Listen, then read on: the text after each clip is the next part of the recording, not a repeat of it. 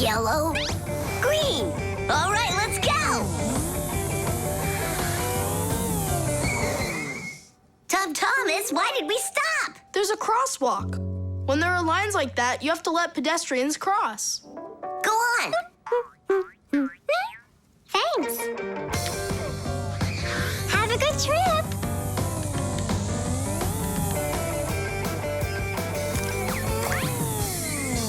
Why did we stop now? There's no crosswalk. But that's a crossing gate, Fire. You have to let the train pass.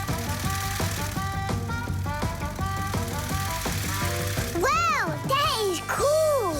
Hi there, Nolik. Come on down. Check out this traffic light. It's new. Is that a real traffic light? Wonderful, isn't it? Yeah, it looks awesome. Nolik, where are you going? Stop! Stop the car! Oh! Oof. Did you lose your mind? What were you doing, huh? I wanted to see what a cool traffic light it is. What? And my dad just got this for me today. Now look at it. You were supposed to let me cross. You ran into the street when the light was red.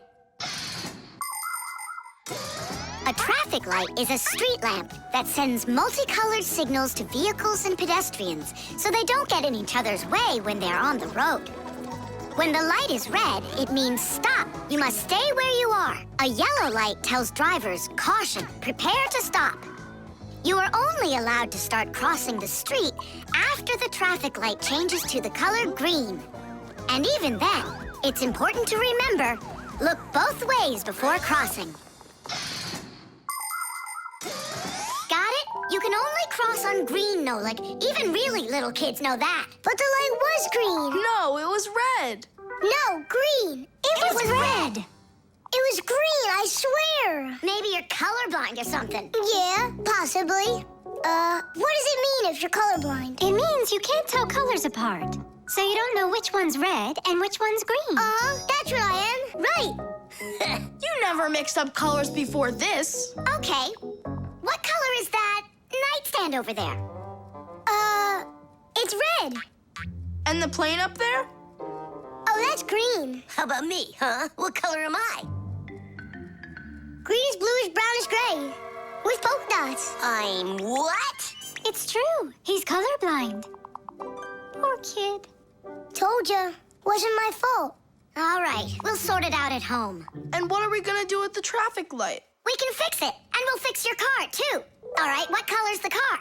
Purple? If you say so. We got work to do, so take a seat before you mix something else up.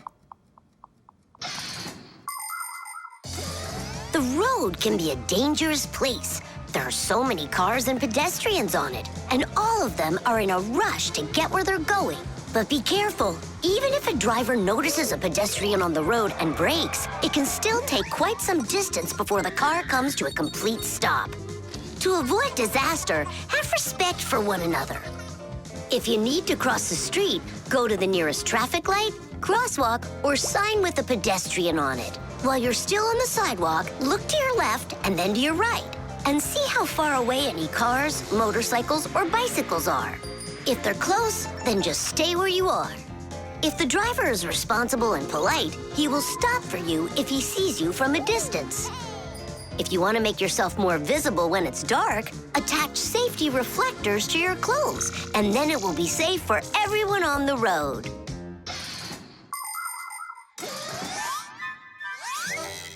All fixed. Thomas, test it out. Turning the lights on. So, is it right? Yeah? Take your places.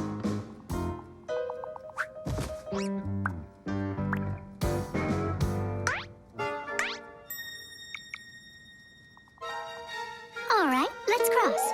Ready, set, go! Stop! You got everything mixed up! The light is green in all directions! Ah! The game is up. You aren't colorblind, Nolik. You know what you are? You're a fainter. Me? Well, yeah. I got a little of it right in here. And once in a while, it goes up here. What's a fainter anyway? The dishwasher. Can't catch me. You won't catch me. Enjoying yourself? Without a care in the world. What? We have more cares than both of you together. Yeah, anyone can see that. Wanna bet me? How about we try doing your job and you try doing ours? And whoever loses has got to grant the other's wish. We have a dishwasher here in the kitchen that isn't working, and you're distracting us with your nonsense. Wait a sec. Let's do it. Find the broken part. Good as done. Find it where? You're the adults now. Go and find it. Just look out for yourselves. And you kids, time for school. And I better not hear that you were misbehaving. Was I there when they taught us about dishwashers at school? The main element of a dishwashing machine is this part called the sprayer, which looks like a propeller. After the dishwasher's pump delivers water, it is warmed, mixed with detergent, and then pushed up with high pressure. That makes the propeller spin very quickly, so it can shoot out the water with a force strong enough to wash all of the dirt off the plates and glasses. But it does it carefully, so that dishes not only come out sparkling, but unbroken as well. Is this a parent-teacher conference? It's not. It's an experiment. For today, I'm Simka. And I'm Nolik. All right. Who's ready to tell the rest of the class what we studied yesterday? Simka, Yesterday? Oh, you forgot. Be seated. That's an F. I think the problem is in the control panel. I wonder if the dishwasher ran out of water. Papoose, don't argue with your wife. This one is working. And so is this.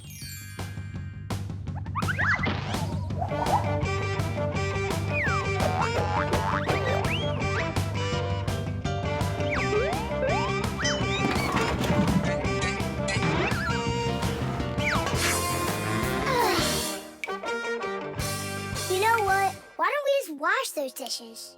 But that would be cheating.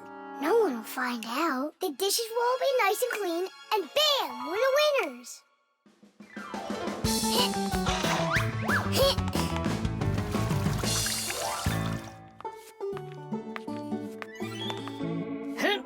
Check it out, we are all done. How come the indicators aren't lit? Fixies have to fix things. And what do you call this? And you, did you both go to school today? Of course we did. I mean Simka, got an F for her answer. Well, thanks, Marcia. And did you play with Tom Thomas? You know that we don't show ourselves to people. Tom Thomas isn't any human. He's our friend. Either you play with him, or you both lose, just like we did. No way. We'll play another round. The earliest kitchenware appeared about 7,000 years ago. Early people made these containers from stone or wood. Another kind of container for holding food was woven baskets. The baskets would be lined with clay for durability. Once, one of these baskets fell into a bonfire, and lo and behold, the wood on the outside burned away, while the clay was now hard as a rock. That discovery led to the invention of clay pottery that is still in use to this very day. Later on came the development of glass, metal, and cast iron cookware. The world's richest people can even have food served to them on dishes of silver or gold. Today, kitchenware is not only a practical convenience, but it can decorate any home as well. Forget it. This is impossible. Let's just tell them we give up. Simka, how come this button is crooked and not sticking out? 'Cause the button got jammed. Yeah! Nolik, you figured out what was wrong.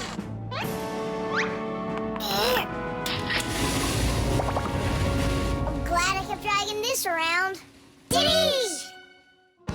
1, Papoose, we fixed everything. Really? Does this mean you're playing with him? What, you think we're some quitters? Ha! Then which one of us is the Ready winner? or not, here I come. Let's call it a draw. Each team gets one wish. Our team wants you to fix my egg. And you finish this game with him. Piece of cake.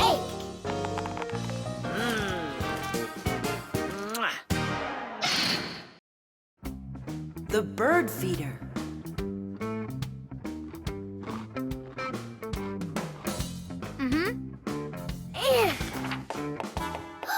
Did you hear that? What? Oh, again. Outside the window. There. Huh, a little bird. He's beautiful. Uh-huh, only he looks sad. Just wait till he sees what I'm gonna do. I guess he doesn't think you're funny. That's because he's cold out there. He wants to eat, that's all. Maybe we should make a feeder for the poor bird. Do you know how to make a bird feeder? No, but we both know someone who knows everything. In the winter, it's not easy for birds to find food under the snow. Luckily, many people come to the rescue. They build little houses for the birds, designed to hold food. The name for these houses are naturally bird feeders. Bird feeders can be made out of wood, plastic, or even something as simple as a milk or juice carton. Building a bird feeder by hand isn't hard to do at all. But building it is only one part of the work. What's most important is remembering to keep it filled with food. Well, shall we start?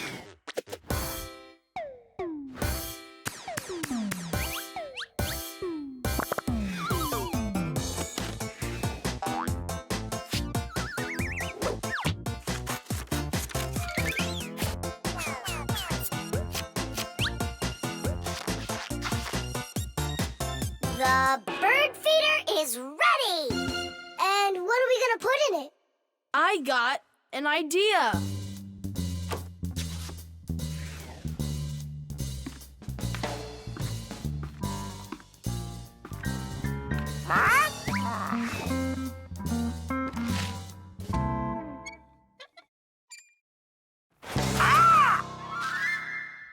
Adisa, I need some of your food for a little bird. You aren't greedy. Greedy! Greedy!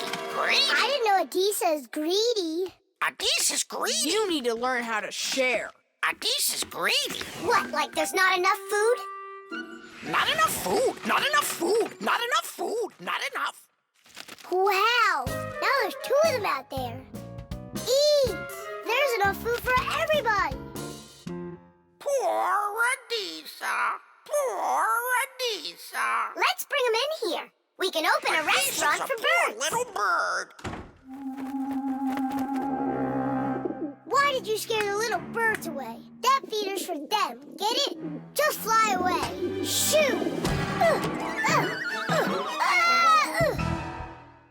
He's bullying our friends. Hey, you leave! Leave! You'll never chase him away now. We'll see about that. Aha!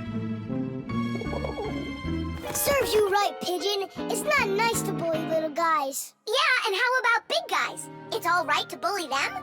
The poor pigeon also wants some food. Food! Food! You sure? Sure! Winter can be beautiful, but also very cold. Animals have different ways to prepare for when the weather gets cold. Some birds gather into flocks and migrate to where it's warmer. You could almost say they're flying to a resort. Squirrels, hamsters, and chipmunks collect and store nuts, mushrooms, and pine cones. There are many people who don't have pantries that are as well stocked. Badgers and bears eat a lot of extra food in the fall, and then go to sleep in their dens and burrows for the whole winter. Fish also sleep in the winter, only they're at the bottom of rivers and lakes. Frogs, snakes, and even wasps burrow in the ground, while hares, foxes, and wolves grow thick coats that protect them from the freezing cold, although it isn't easy for them to find food.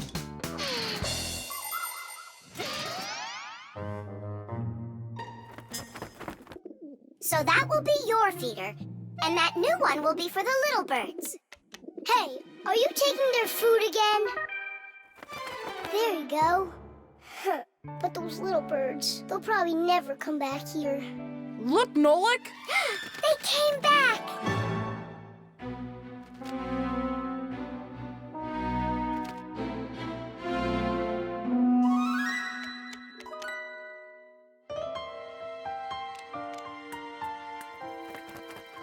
Ah, they're full and happy. It's so nice. Dish! Tadish!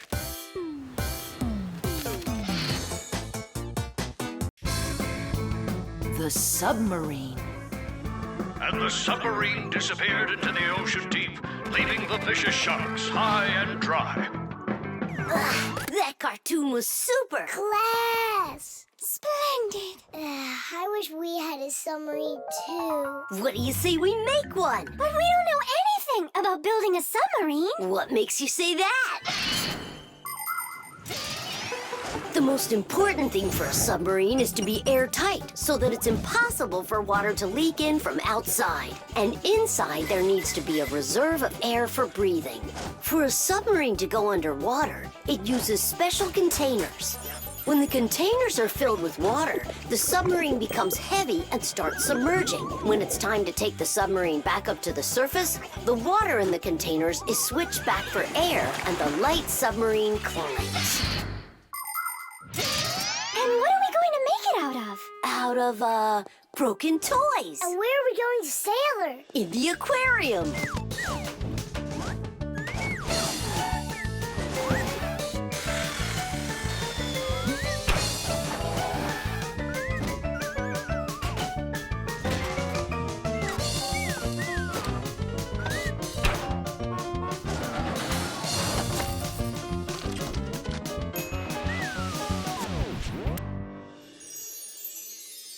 Tola, aren't you going with us?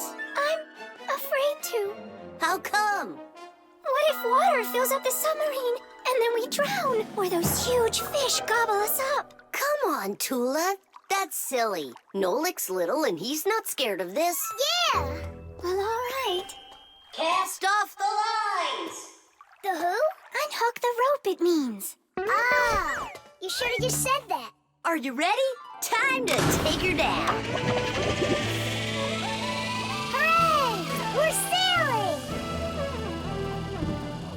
It's just beautiful in here. There they are, the vicious sharks. Time to scare 'em. Turning right. Go after that one. You can't escape from us. Please stop it. Come on, come on, come Stop on. torturing the fish. It's terrible. I don't know. There's algae wrapped around the propeller. I want my mom's here. Just be calm. There's no need to panic. Let's try taking her up. It's not working. Of course. No wonder I was scared. And so what do we do now? How about we open the hatch door? No, we can't. The water would pour into here, and then we would all drown. Well, in that case, I don't know. I need to come up with a plan. Yeah. The world's first practical submarine was built almost 400 years ago in England. It was made out of wood and couldn't dive very deep at all. Inside the vessel, rowers sat with oars, so it couldn't move very quickly either. About 200 years later, the oars were replaced with a propeller. But the propeller on that submarine could only be turned by hand, making it a slow submarine as well. Any good swimmer could easily outrace it. It was only with the appearance of electric motors that submarines started submerging to great depths and moving through the water at very high speeds. Today's modern military submarines use nuclear reactors for power. These submarines can stay underwater for months without resurfacing.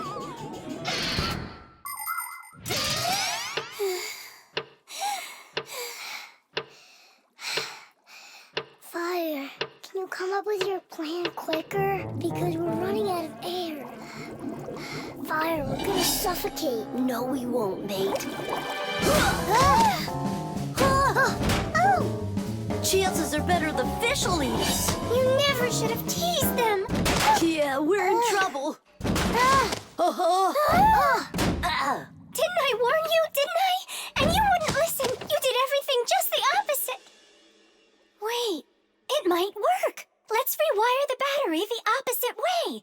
We should switch the plus and minus. How come? Because then the motor will start to turn the other way, forcing the algae to unwind.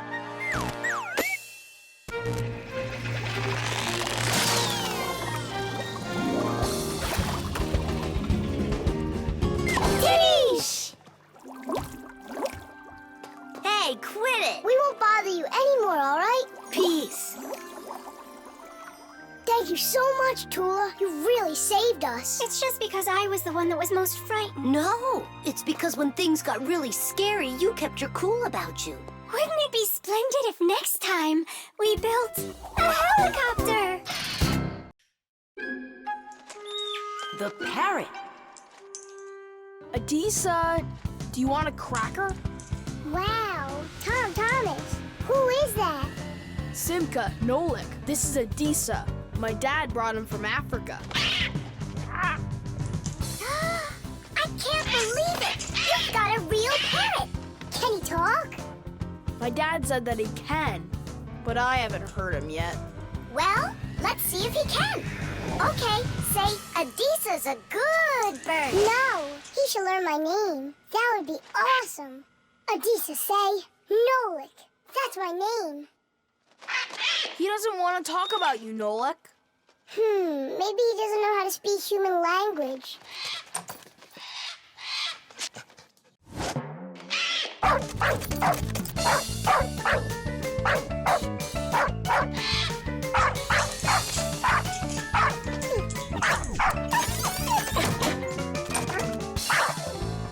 Check it out. It looks like he knows how to speak dog. No, Nolik. He doesn't know any languages at all. Then how can he talk?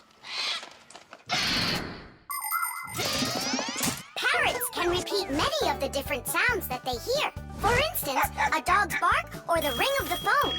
Parrots can also mimic words or even whole sentences of human speech. But parrots don't understand the meaning of the words they are saying. They just repeat them like a music player. Hey, hello. Hey, hello! That's why you won't be able to have a real conversation with a parrot, even if it's the kind of parrot that can talk.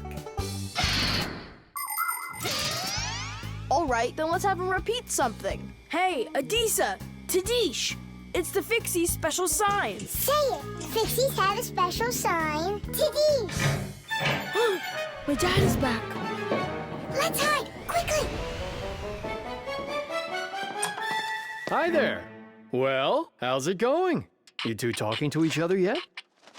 I can't get him to say anything at all. You can't? Adisa, how are you?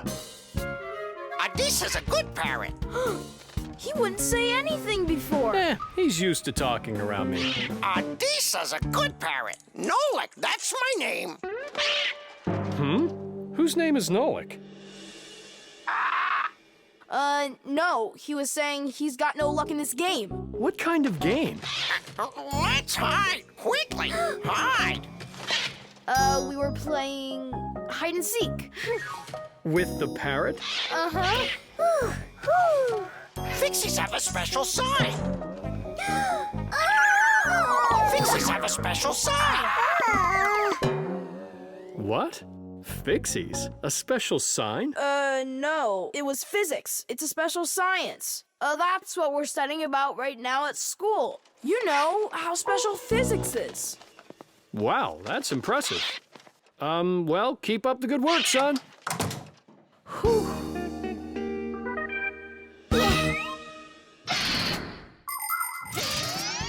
The ability to repeat what humans say is not something unique to only parrots. Crows, starlings, and other animals can do it too.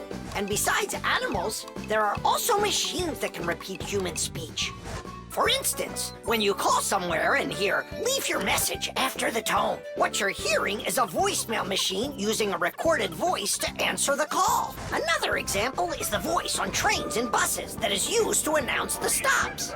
Those voices are usually recordings that are repeated over and over. Today, there are also artificial voices on computers, tablets, and smartphones that can read text and say it out loud. But even if a machine knows what you are saying, it can't know why you are saying it. Only people can figure that out. And Fixies, of course. Huh? Tom Thomas, you're a hero. You really wiggled your way out of that one. And Adisha, bad parrot. He almost gave up our secret. Be careful with that parrot. I get it.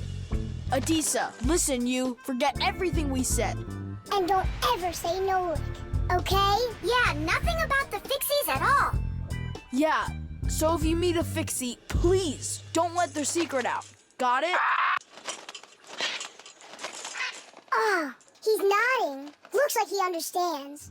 Let's get out of here so he'll forget about us as soon as possible.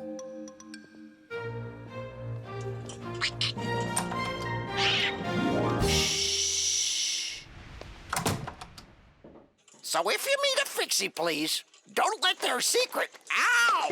Tadish! The helicopter. It's very important, and I need your advice. Sorry I'm late. Oh, girls, I can hardly wait to see this. Here it goes.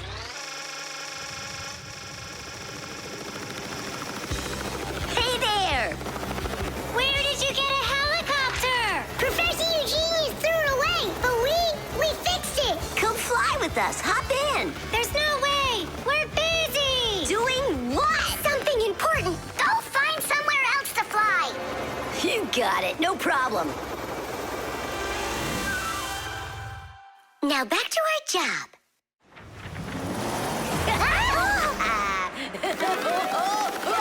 Stop it right now. You're bothering us. And you're going to fall. Land that helicopter. We can't do it. But you're flying it. Why can't you land it? Because there's the controller. Digit's our pilot.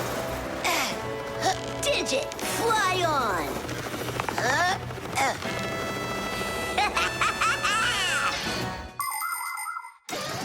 Helicopters fly with the help of propellers. The biggest one is called the main rotor blade. When the engine turns it, the rotor pushes the air with such a powerful force that it lifts the helicopter up off the ground. Of course, helicopters can't fly as fast as airplanes, but they have the ability to easily land on a small patch of ground. And unlike airplanes, helicopters can hover in the air for a long time and even fly backwards. Digit, turn us to the left. No! Turn right! And higher!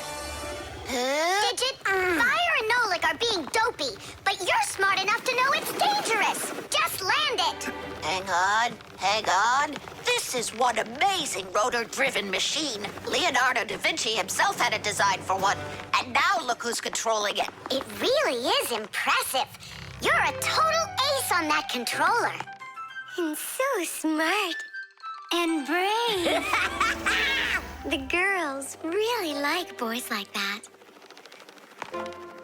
That's how I roll. Sure, yeah, you're great. Now land it. Digit! Oh! Whoa! Nolik, don't panic. We're gonna have to jump. Whoa! What about me?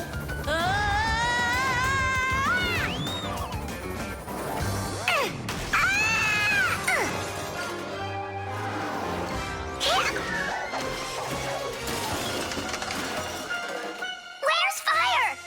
Here!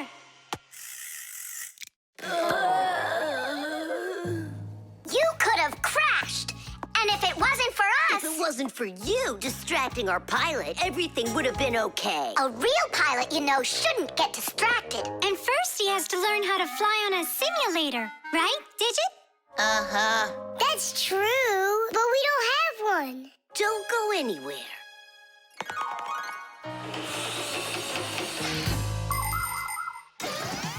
Airplanes, helicopters, trains, and even cars are complicated machines that can be a challenge to navigate. And if you don't watch what you're doing, you can easily end up having an accident. That's why future pilots, train operators, and drivers all take comprehensive training classes that include learning how to fly a plane or drive a train using simulators. This, for instance, is an exact copy of a cockpit, only without wings and with screens for windows. You pull the controller, and the cabin moves the way it would if you were actually taking off. And on the screens, the Earth is racing under the clouds. It takes your breath away. Commercial pilots are required to take part in many simulations like this before they're allowed to pilot a real airplane. Our pilot simulator is ready to go. Oh, wow! And I'll be the first one to try it. Here we go. Kids.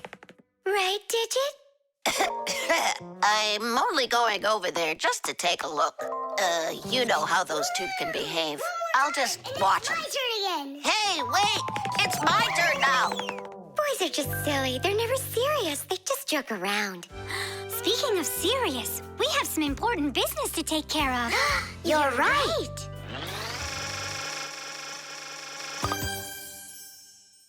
I can't figure out where I should put them.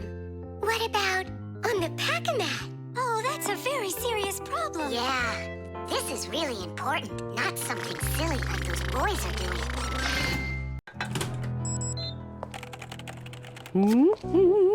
The copy.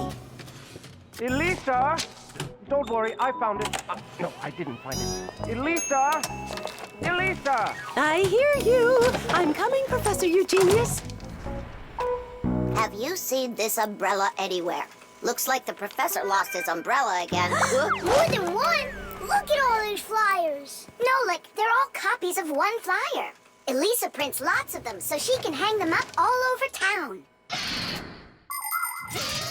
A copier is a device for making multiple copies of a single picture or document. An image that needs to be copied is placed on a piece of glass under a lid. The photocopier shines a bright light on it so it can take a clear picture. Then the image is printed onto paper with the help of special ink and a rotating drum. This way, you can make identical copies over and over again from one original until the ink or the paper runs out. What happened, Professor Eugenius? My briefcase. I can't find it anywhere. Oh, you're so absent-minded. First it was the umbrella, now it's the briefcase. Oh, is that for me? I don't do it on purpose. Well, we'll find your briefcase. I'll go design a new flyer for that, and I'll print those out too. I just remembered. Remembered where you left your briefcase? Not that. This morning, I forgot to drink my tea. So we need to find your tea as well. It's so dark inside of here. Quiet! Elisa's coming out. We have to hide.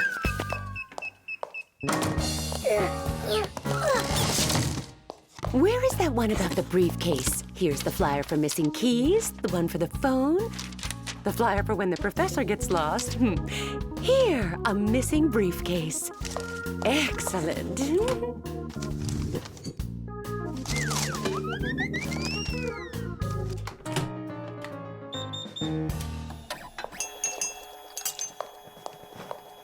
Looks like she's gone for now. And where's Nolik?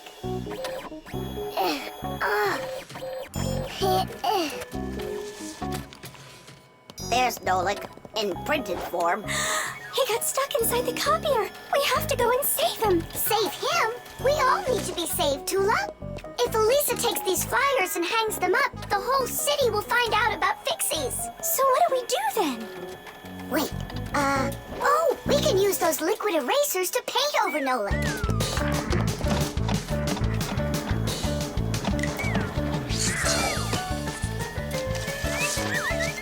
Simka, look! Here's another Nolik! Oh, here comes another one.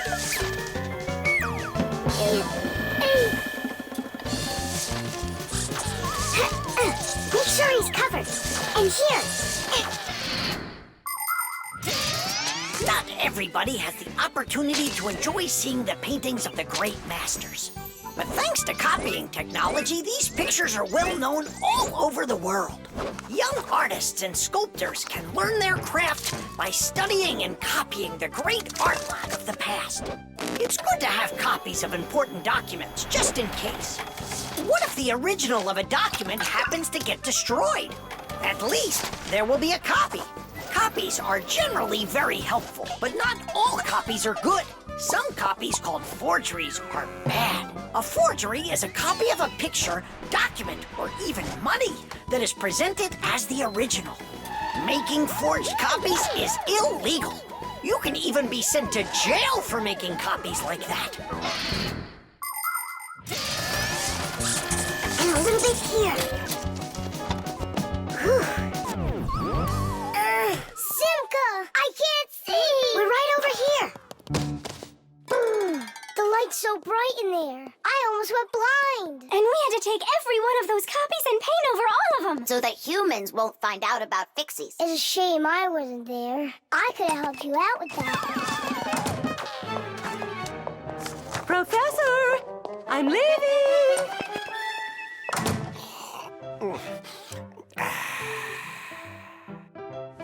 There they are. Elisa! Elisa! Elisa! She just left to hang up the flyers. Yeah? And I found the briefcase in the umbrella myself. I have to call her and tell her. Where's my phone? Have I really lost it? Don't you worry, Professor. If you can't find it, Elisa's got a flyer for your phone already. What's important right now is that Elisa doesn't go missing. The frying pan. Woohoo! Can you do this? Easy! How about this? And voila! I could be on skates and still do it. If I was on skates, I could jump 10 times in a row. Well, I could do 100 with my eyes shut. Then let's see them. There's no skating rink. There will be. What will there be? A skating rink. Where? In the frying pan. Uh-oh. All right, my bragging buddies, go get your skates. Fixies love playing sports. You might find Fixie adults working out with weights, or maybe working on a gymnastics routine. Fixie kids love having Fixie board contests, or taking part in parkour competitions, where they have to run, jump, and hop over all sorts of obstacles. These kinds of competitions usually take place inside of sophisticated appliances. Orienteering is held inside these appliances too. That's when Fixies use a map to follow a complicated route. And the route is quite exact. You can't make one wrong turn. But the Fixies' favorite game has got to be hide and seek. Nobody can compete with them in this game. You don't believe me? Watch.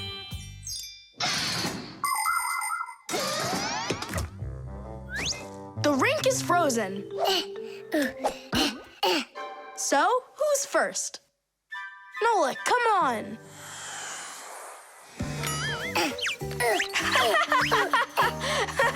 Well, are you going to jump? Wow, class. And that's all? Not at all. Nolik, Nolik, Nolik, He's not Nolik. gonna make it. Too short a start. I can't do anymore because I'm injured. Sure. Say no more, Mr. Braggart. Then it's your turn, Simka. Now watch and see how it's done. La la la la la la la la. Oh, wow. Nolik, you never had a chance. La la la la la la la la la la.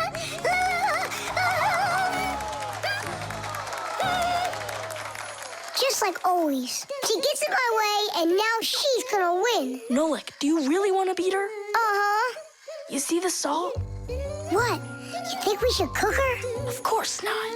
But if we put some salt on the ice, it'll melt. Simka, didn't you say that you were gonna skate with your eyes closed? Piece of cake. can't do it, watch and learn.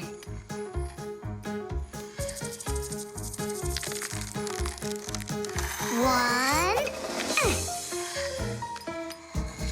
And two. Well done.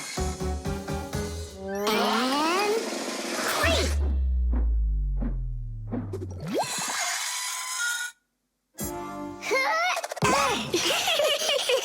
Hey, this is salt. That wasn't fair, guys. You wouldn't have done 100 jumps anyway. Let's start the contest all over again, but this time we play by the rules. Oh, look, there's a scratch in the pan. What? What a disaster! You can cook just about anything in a frying pan. Meat, fish, vegetables. In order to stop food from sticking to the pan, modern frying pans are covered with a non-stick coating like Teflon. You can cook in these pans without even using oil, and they're easy to clean. But you have to treat this kind of kitchenware very carefully. It's better not to use metal spatulas or forks that can scratch it, because you shouldn't cook food in a pan that has scratches on it. It can be really dangerous for your health. Yeah, this pan's completely shot. It's all because of your dumb bet. It's all because someone was cheating. Mom's back. Please, Simka, help me out, will you? I'll give you any wish you want. Or 3. No, 5. 5? I can help you. If you guys jump up and down 100 times on one leg, we could do 200. Tom Thomas, what do you say we make those crepes?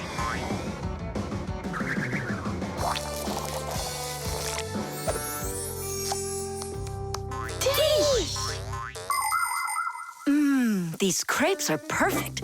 I just love cooking with this pan. Why are you jumping? I want to make my legs stronger. Anyway, you never could have jumped 100 times in there. Bet on it?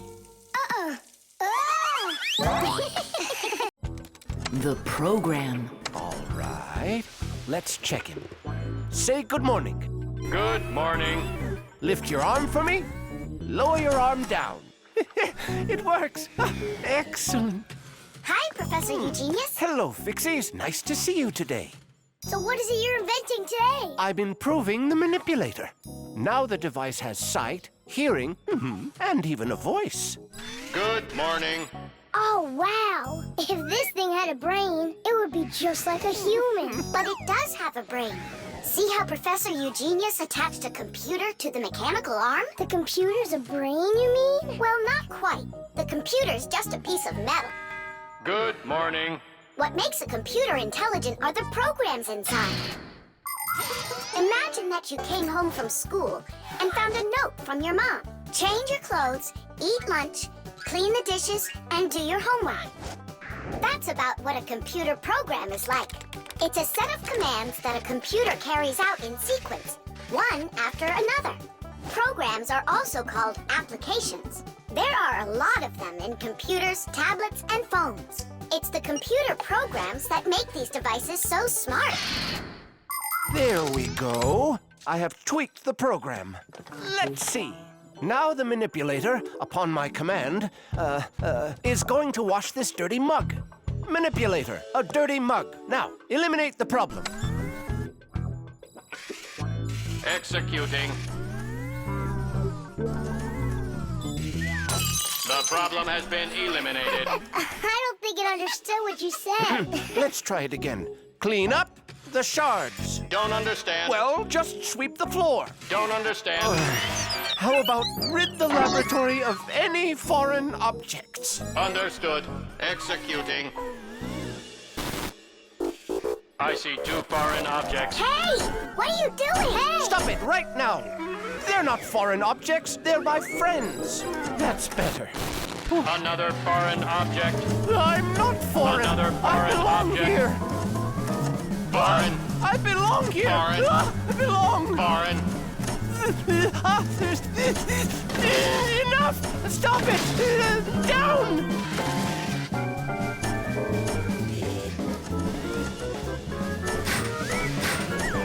What? Can't get us? You need a longer arm.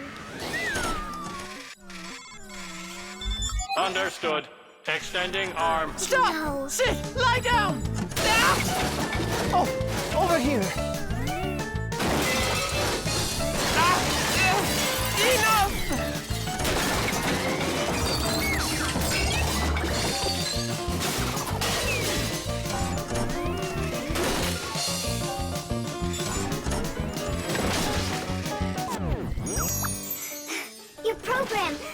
seem to be working right. For sure, it must have some glitch.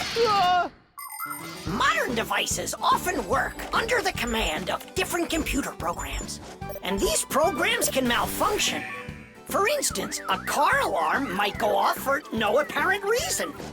Or a computer stops following your commands and starts doing strange things on its own. Or your phone freezes up and doesn't respond no matter how many times you poke at it. If this happens to one of your devices, it's recommended that you restart it or turn off your device and turn it back on again. Sometimes it helps and the device comes back to life. But if that doesn't help, you may need a repairman to figure out if it's a problem with the program or with the device itself, so he can fix it. How are we gonna stop this thing? Oh, we need to disconnect the manipulator from the computer. That's brilliant. I'll distract him and you pull the plug out.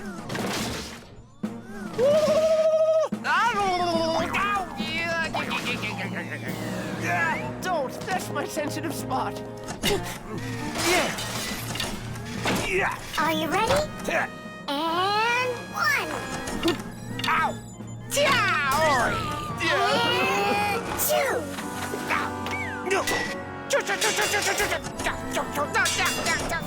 And 3.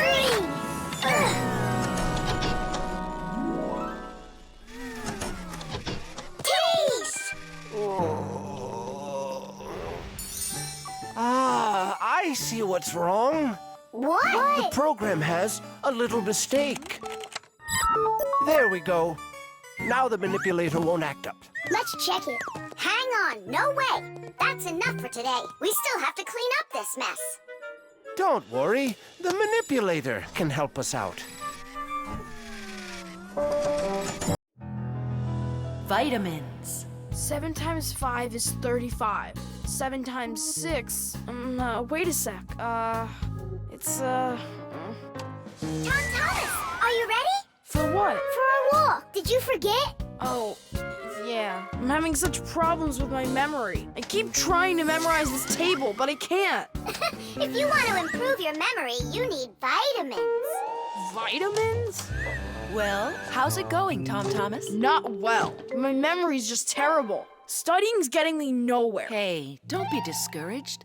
We'll make your memory better with some vitamins. Oh, now you about vitamins. And who else? Just a school friend. Well, all right. Vitamins are very important for people's health, even though you don't need much of them. For instance, vitamin A is necessary for good eyesight and normal growth. Vitamin C helps keep you from getting sick. Vitamin D makes your teeth and bones stronger. Usually, people get the vitamins they require from a diet of fruits, dairy, vegetables, and other healthy foods. But if someone still isn't getting the vitamins their body needs, then doctors recommend taking special vitamin pills. All right, take out some vegetables and some fruit. And some berries. They have a lot of vitamins, too.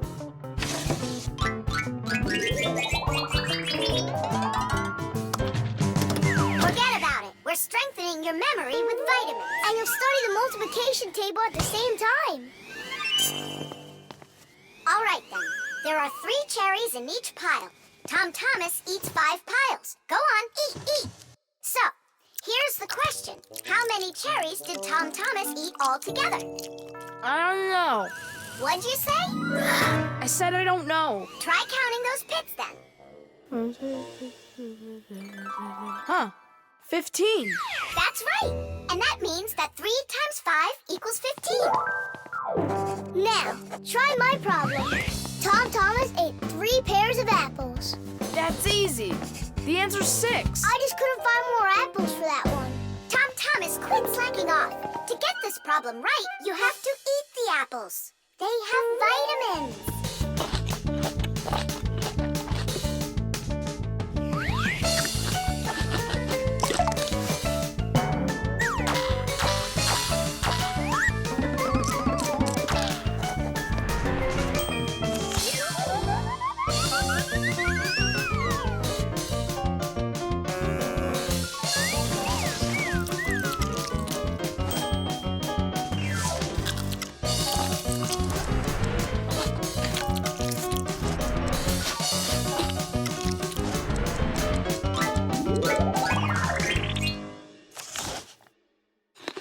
That's all. I can't eat anymore. Keep eating. They have vitamins. Anyhow, we don't have enough carrots for me to learn how to multiply by 9. All right, then, I'll help you. To multiply 2 by 3, all you need to do is just add 3 2's together. It's much harder to multiply a number by 9. That takes too much time to add. That's why at schools they want you to memorize the table. But there's a simple way to multiply by 9 without the table or a calculator. Let's say you need to multiply the number 3 by 9. Put your hands face up in front of you. Now, find the third finger from the left and bend it down. So what do we see? There are 2 fingers to the left of the bent finger and 7 fingers to the right. 2 and 7 means that the answer is 27. You got it? Great! Let's do another problem. What is 7 times 9? Here are 6 fingers, and here are 3. That's right! The answer's 63. Thomas, did you eat all of that? But you're the one that told me you need to eat vitamins. That's why I got these vitamins for you. That little? What do you mean, little? There's enough in this bottle for a month. Go ahead, try one. They're very good for you. They taste good, too. Right. Better than an onion. Or a radish. Can I have another one? No, that's enough. You shouldn't take more than 1 vitamin every day. I remember where I saw this. I saw the same kind of bottle with a green lid over at Katya's. Speaking of memory, let's check your multiplication table. Let's say that you and Katya are each taking 1 vitamin a day. So, how many have you eaten after 9 days? The answer's 18. Well done. It's getting better. Vitamins really work. Plastic. Chug it! Go! Chug it! Go, Keep going! Faster! You can do it! Faster! Come on! Chug! You're almost there! Tidish, that was one fast time. If you could just keep up your training, you could beat the record! Yes, you're right. Time to take matters into our own hands. Please hold on. Thomas, did you take out the trash? I didn't have time yet. Good. That's just what I wanted to hear. And that bottle on your desk, do you need it? That's great. Thanks. I've got 5 more of them. And this is only the beginning of our mission. Operation Rescue. What is your dad up to? Operation Rescue. Could be... Your dad might be a superhero! Do you think? Nolik, you're too funny for words. What's so funny about that? Who else would be taking part in rescue operations? And those bottles, you think he needs them for heroic deeds? Or maybe he decided that it's time to sort your plastic waste. Do what? Plastic is a durable and practical man-made material. Lots of useful things are made out of it. Packaging, toys, appliances, and even furniture. But you shouldn't just throw out things that are made of plastic. Nature can't digest it, and so all that plastic will leave the earth covered with a thick layer of trash. To avoid that catastrophe, we all can help. Put plastic into specially marked containers, and then instead of harming the planet, it can be turned into something useful. No, that doesn't make any sense. Simka, superheroes do not collect trash. And we'll prove it. You'll see. Of course. It's our evolution. I mean, a revolution. Together, we'll save planet Earth. You're so lucky, Thomas. Together we'll save planet Earth.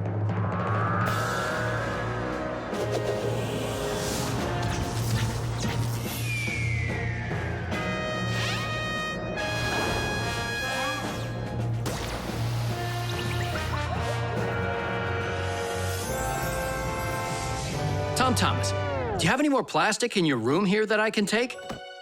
1 second.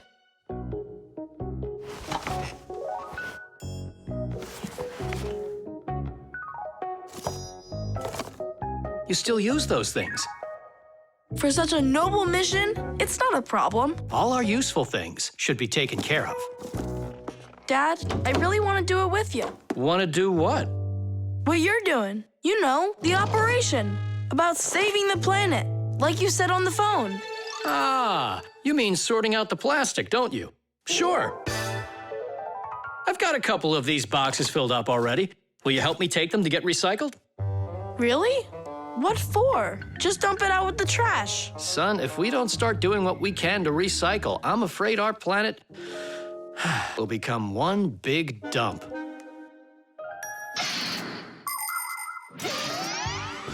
There's lots of stuff that humans just throw out that can be transformed into something totally different. For instance, an ordinary plastic bottle can be turned into a ballpoint pen, or a watch, or a chair, or dishes, or even some clothing. For example, there are some factories where old plastic is sorted, ground into pieces and cleaned, and then stretched into thread that can be used to make brand new clothing. Isn't that fantastic? But this is only possible if people learn to collect and dispose of unneeded bottles, bags, cups, and other plastics separately from the rest of their trash. Imagine how happy nature will be when the piles and piles of plastic disappear from our woods and from our seas. Let's take care of our planet together. I thought you were trying to rescue the planet, like a superhero. Actually, we are superheroes, and we're also a bit like magicians. Really? Give me a second. See this shirt here? It's made out of recycled plastic, like that. Cool, right? No joke! So, you ready? Then it's time to go. Those lucky humans, with their trash to sort, and we Fixies do all that we can to make appliances live longer. That way they don't get thrown away. And we should sort our trash as well. That's a good idea.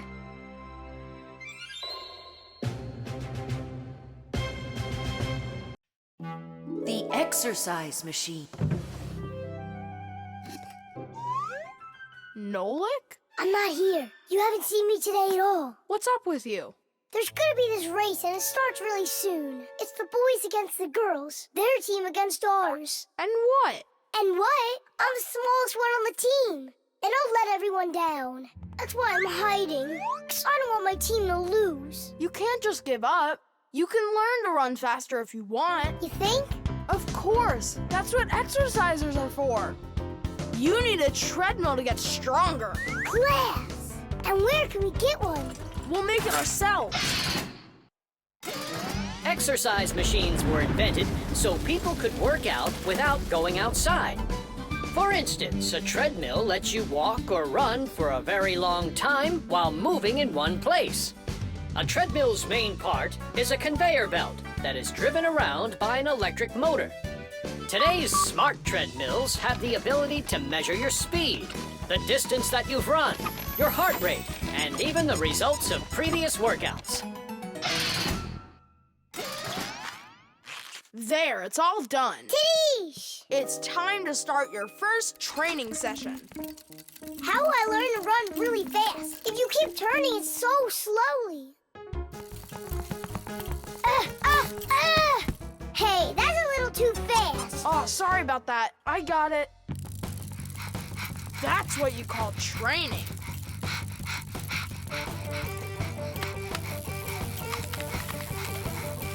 Tell Thomas. So, what do you think? Maybe I trained enough? Not yet. You need to keep going. Oh, I can't do this any longer. Let's stop. Whew. No way. Turn the handle. Yeah. There are all sorts of exercise machines to help you improve your health. This one simulates skiing. It exercises your arms, legs, and heart. And this one you can row like a rowboat. And if pedaling's your thing, an exercise bike lets you get a great workout no matter how bad the weather is outside. There are also weight training machines. These machines can help you build big, strong muscles and tone the shape of your body. However, you can still get great exercise without these bulky machines. There are plenty of much simpler devices that you can find room for in any house. Like a chin-up bar for doing pull-ups, a wall-mounted ladder or rope for climbing, or jump ropes, weights, hula hoops, or balls. The important thing is to just exercise. Okay, girls, hold on to your hats. Oh, how scary. We'll show him who's gonna win. Right, Tula? I'm gonna do my best. Tula will definitely beat Nolik. We gotta step it up. It's time to get this race going. Runners, are you ready? Ready! On your marks, everyone get set, go! Go, Fiona!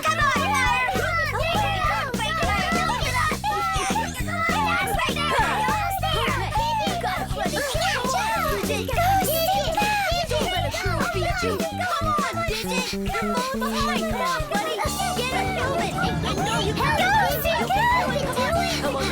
Come on, Digit!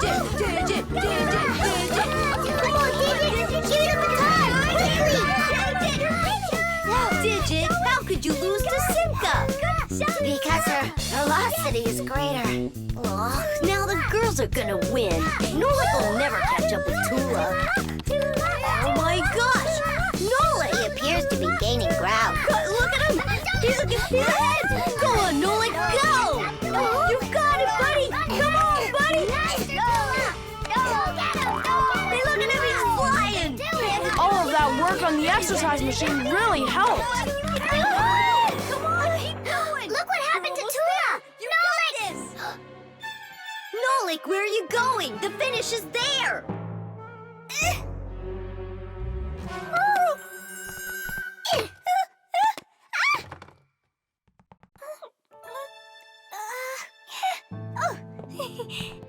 Thank you, Nolik. You're my hero. Come on, you can do it, Hooray! Hooray!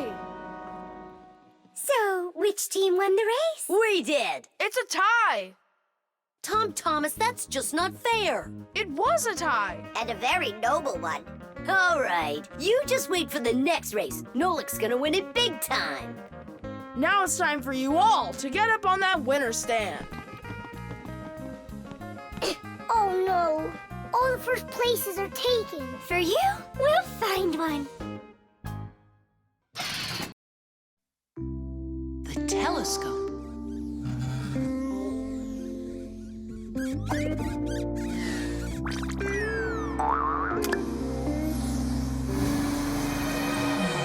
Ooh, Buggy, that was scary. Is Nolik with you? He said he was gonna help us out.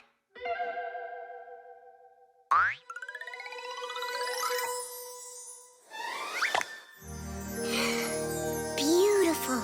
Whoa, just look at all those stars. It's just like magic, this telescope. Splendid. The simplest telescope is a tube with two lenses. They gather and refract light. We look through a telescope at a faraway moon and see craters, mountains, and crevices on its surface as if they are very close. A telescope helps us examine stars and comets, distinguish the colors and shapes of planets, and find their moons. But it's only possible to look at the sun through a telescope if it has a special filter to protect your eyes from getting damaged. But what's really cool is that it spins. No, really. Well, should we get going? Aren't we waiting for Nolik? He'll catch up. I'm gonna leave him a note. Nolik, we're in the computer.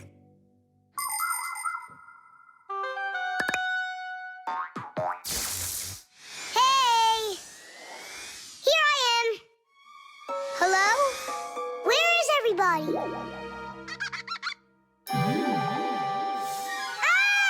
monster! Simka? Somebody help me! A monster ate Simka! He's in the telescope! Ate? She was here a minute ago. The only thing left of her is her Fixie tail. A huge monster, enormous, with sharp teeth and jaws like that. Mamma mia! And horns on its head? It's got everything. Ah! The monster! I know you are, but what am I? What's all the screaming about? You aren't eaten. What do you mean eaten? By the monster that was after you. The monster An unfortunate left turn. Fire, did it want to eat you? Who? The monster! It's enormous, with jaws like that! Yeah, and horns on its head. And what about tentacles? Oh, yeah. I think I know who that is. It's a Fixie eater. He's gonna eat us. But Fixie eaters, they don't exist. For real? It could be from another planet. This is our sun, and the Earth isn't the only planet revolving around it. But people couldn't even imagine that idea until the telescope was invented. Then astronomers could finally see how our solar system is organized. The closest planet to our sun is a small planet called Mercury. Then comes the planet Venus, then our Earth, then Mars, Jupiter, Saturn, Uranus, and Neptune, the furthest planet. Is it possible that life only exists on Earth? So far, not even living bacteria has been found on any of the other planets, let alone human life. But we'd like to believe that deep in space, someone is looking through a telescope, and just like us, dreaming of finding their outer space brethren.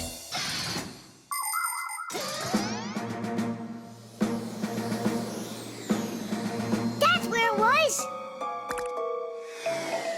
Come on out, Fixie eater. We're gonna need to use live bait. Where are you gonna get it from? It's me? Nolik, he knows you already. Don't be afraid. We won't let him hurt you. There's no way. Fixie eater, come out right now. Ah! I'm not afraid. I'm not afraid of you. Barely. Ah! Help me! Ah! Catching fire! I gotcha. It's Buggy. That's who you just caught. Then where's the Fixie eater? Did you see the monster? Look at those jaws. Just like the monster. Nolik, show us where you saw the Fixie eater. Up there. I saw him through the telescope. Buggy, could you please go up to that corner over there?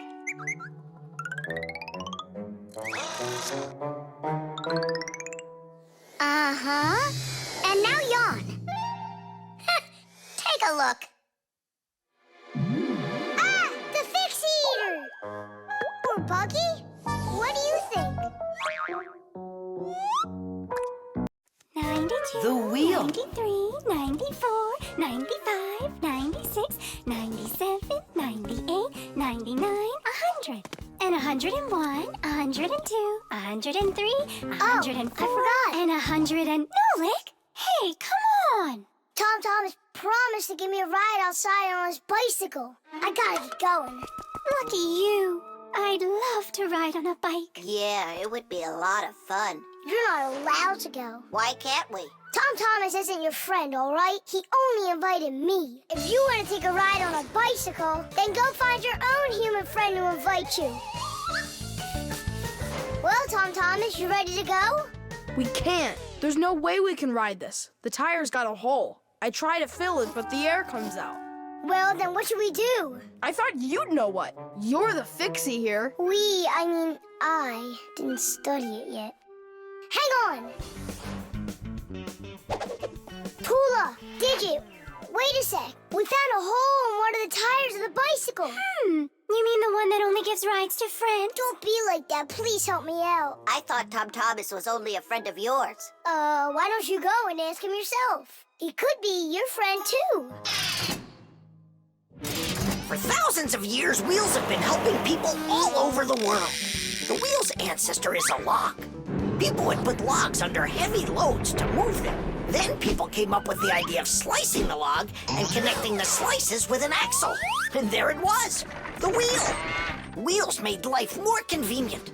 Later came wheels with spokes, metal rims, and rubber tires. Soon people were wheeling around the world in and on all sorts of vehicles. Potters, mills, clocks. There are just so many different uses for a wheel. And with the steam train, steamboat, and cars, wheels spread all over the world. They even reached the planet Mars.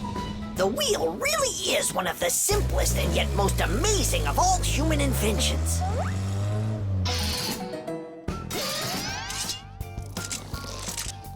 Whew, it's off.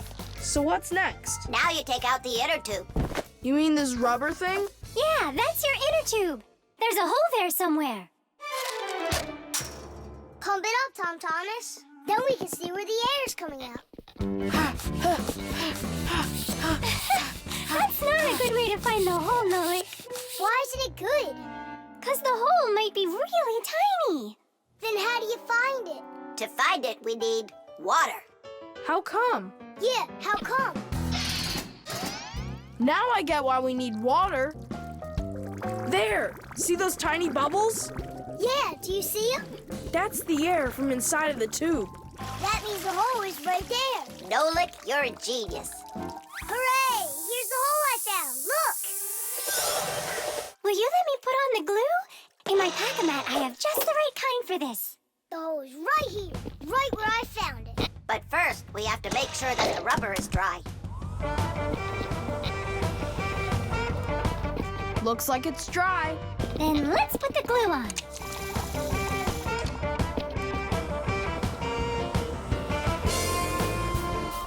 It's all fixed.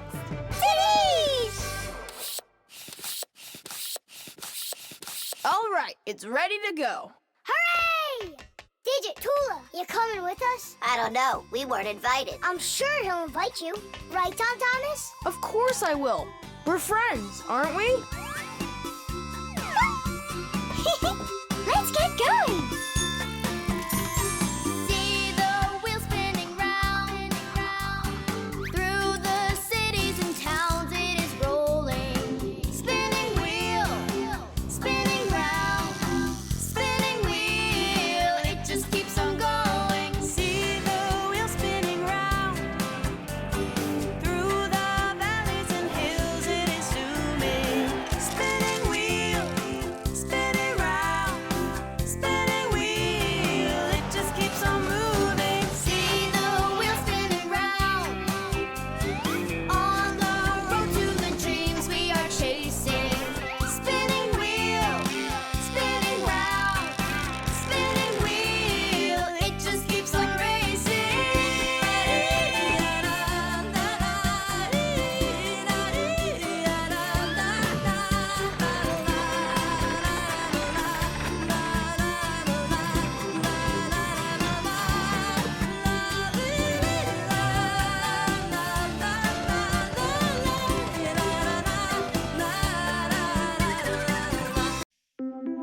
Buttered bread.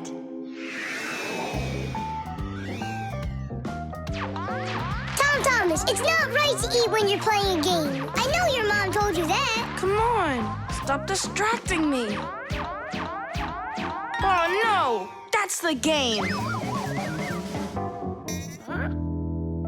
Now that's what you call Murphy's Law, Nolik. No, that's the law of buttered bread. The law of buttered bread. There's no way that's a real law.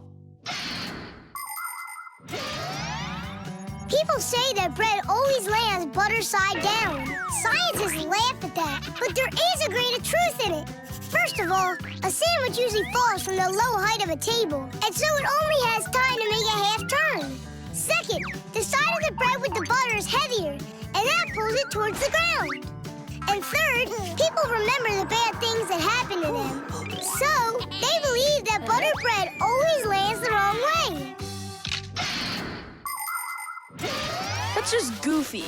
I don't believe in that law. It's true, and not just for buttered bread, but any open-faced sandwich. Then let's do an experiment. We got tons of food in here. We just cover some bread with it and then throw it. All right, let's do it.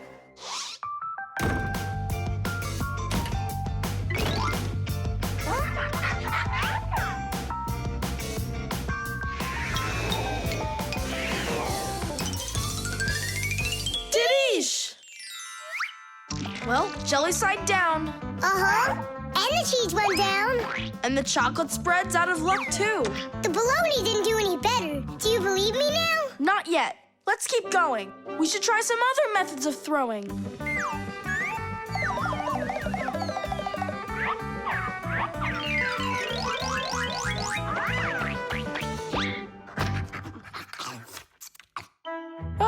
That's everything. There's nothing left. No, there's still some turkey. Where did you see that? Here it is. Take some from this plate instead. Your mom already cooked it. Hey, Turkey, show him how you're supposed to fall.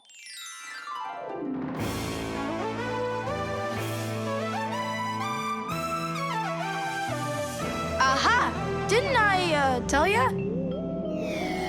You vandals! Why are you throwing food all over the place? It's simply awful. Hey, give it back! Please, we're testing the law of buttered bread. You gotta be kidding. Your mom is gonna love you for that. Can you please put the sandwich on a plate already? It's too heavy for us to keep holding it up. Good. There you go. Tom Thomas, do you have any idea at all how nutritious that turkey is? And delicious, I'd imagine. And turkey's a healthy food that has lots of protein, vitamins, and what do you call them? Microelements. That's not all. Eating that turkey could make you grow. If you eat that sandwich, you could grow a centimeter. I think that's true. Yeah, and it'll give you some extra strength, which you're gonna need when you clean up your kitchen.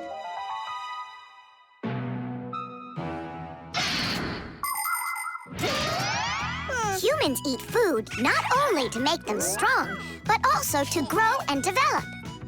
Take a look at all these different foods. Do you think they have anything at all in common?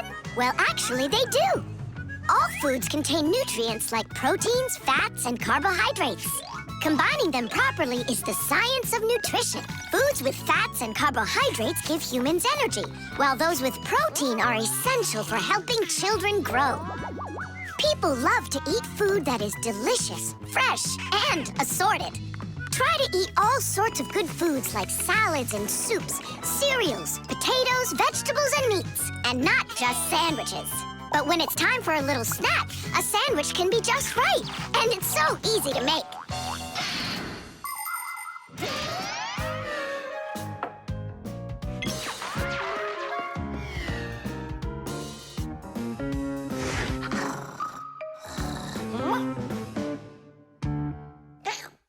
What happened to all of our bread? There's only one slice left. I made an experiment. A real one. I see. Well, science requires sacrifice. And there's no doubt that scientific experience is way better than playing with the phone all day, right? Mm-hmm. Can I have another piece of turkey? I don't know why, but I'm really hungry today.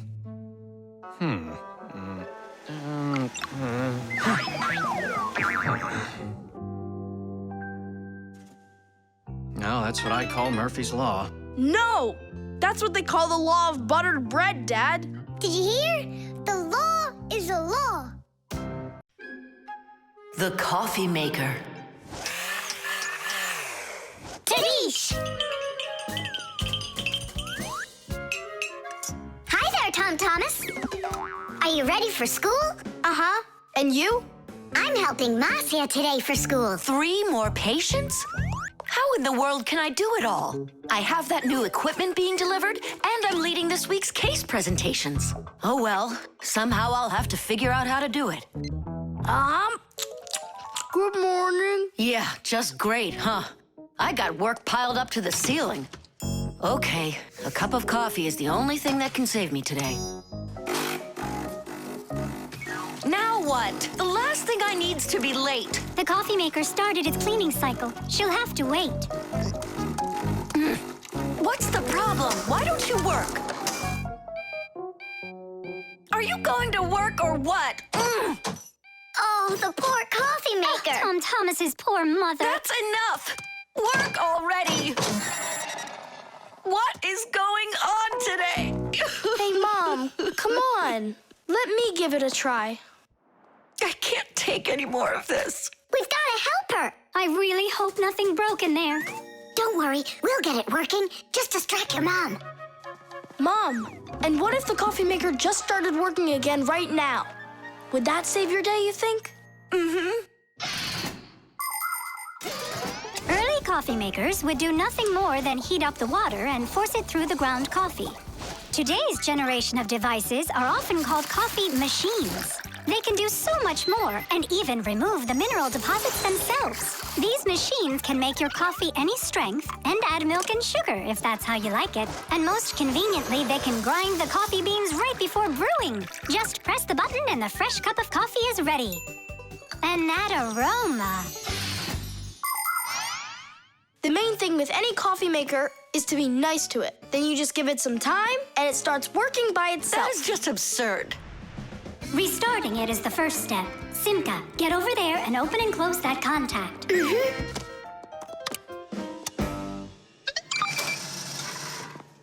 You see? That's what I was talking about. A coffee maker isn't alive. It's a machine, that's all. Then how come you hit it like you did? But if you're really nice to it and you pet it, Then she'll purr. hear that? It liked that a lot. Coffee maker, blink to us when you're ready to start working. Turn on the display. See that? It answered us. It behaves like it's really alive. Well, coffee maker, make coffee. It's impossible.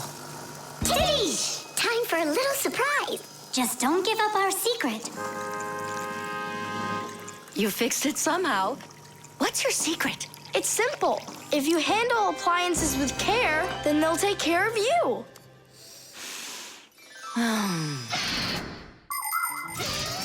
The magic taste of coffee was first appreciated in Arabia. And that's why the most well-known variety of coffee is called Arabica. Coffee trees grow throughout the world in mountain regions where the weather is warm and humid. The branches of coffee trees get covered with coffee berries. But to make the coffee drink, we don't need the berries, just the seeds inside. After the coffee beans are roasted and then ground, hot water is added. Different cultures serve coffee differently. Some serve it hot, some cold. With sugar, with milk, with ice cream, with cinnamon, with ginger, and even with salt and pepper. They say that coffee gives people energy and helps them from feeling tired. But it's important not to drink too much.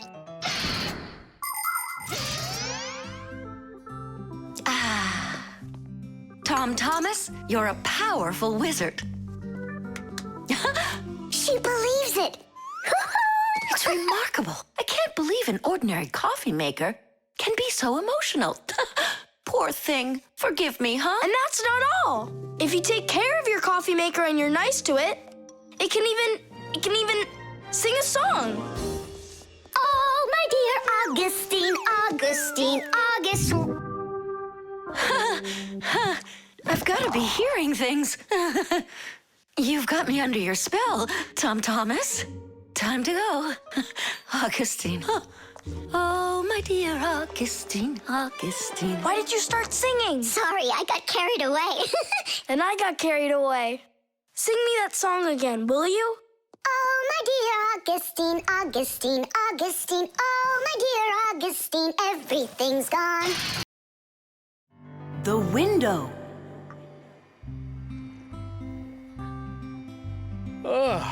Hi there. We're all up. What are you doing? I'm washing our windows. It looks like that thing's doing the washing. You guessed it. It's a window washing robot. I borrowed it from a neighbor to try it out. We should buy one for ourselves. I don't get it. We've already got one robot. Robot. So we'll have two. One for the floors and one for windows. I can clean the windows. But it can be dangerous work. What's so dangerous about it? I'll just go and wash them right now. And instead of a robot, we'll buy something useful. Like a skateboard for a boy. I've already got one. So you'll have two. Class. Uh-huh. If you say so.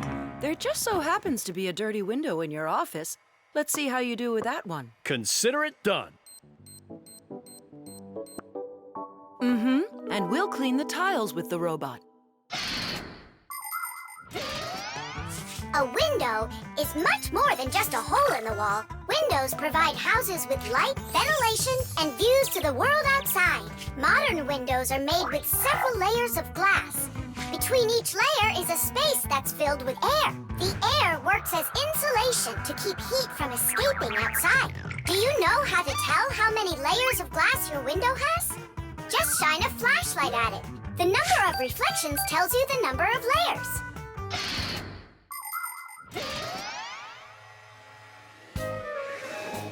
Whoa, what an amazing appliance! Let's go and take a closer look. You really buy me a new skateboard, Dad? That's what I said, but first, I've got a window to wipe. All right, robot, we'll show ya. Tom Thomas, Dad can show him himself. We really live on a super high floor. Yeah, but the robot isn't afraid of heights. I'll start from this corner. It'll take you forever that way. Admit it, the robot works better. We won't. We're gonna win this thing. Hey, what is he doing? I'm not sure.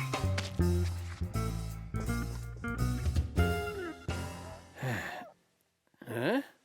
Mom! The robot made such a mess in there. It's impossible. Look. Good joke. Just wait.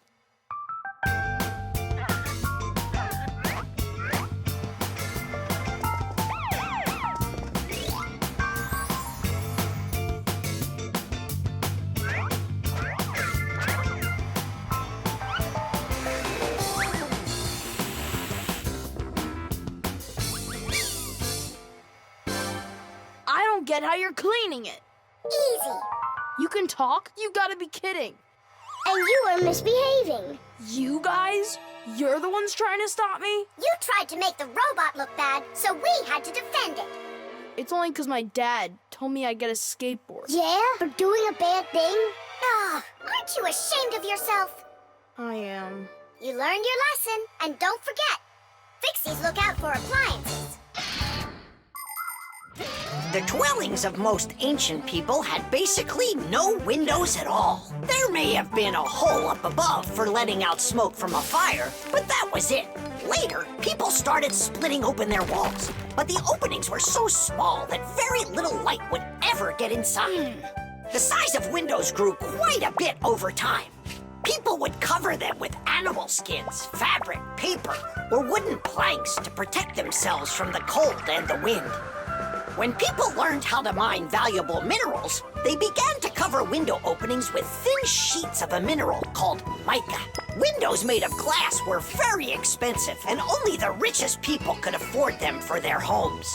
But today, it's hard to imagine a window anywhere not covered in glass. Everything's washed. And what about the outside? Forget it. I quit. Would you wash the back with the robot? Yeah, consider it done.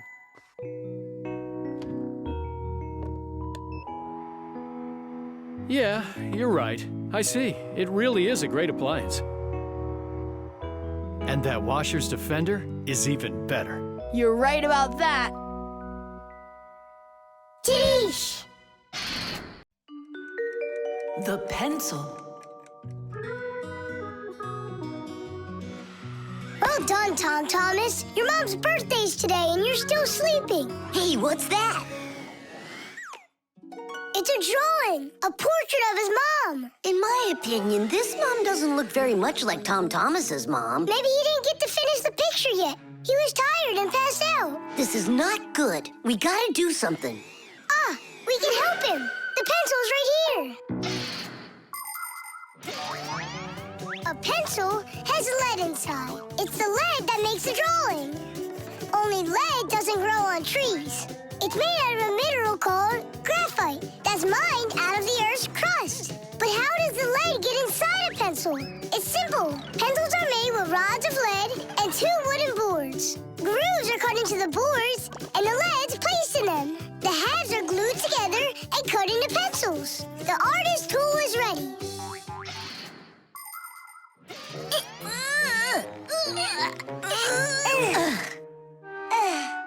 This isn't gonna work.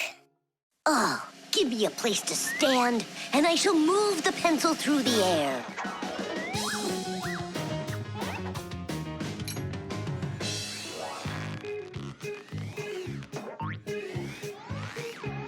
Try and get it closer to the drawing. You gotta lift it up a little. You gotta push it harder. Nolik, we're blockheads. Look, there's a pencil sharpener. A piece of lead. That's all we need. All right, let's check out how it was done by the old schoolers. By the great masters, like us. Yeah, she could use a little more hair. And a hat, too. And a bow around her neck. Beautiful. And your sock has gotta be in there. Yeah, let's keep drawing.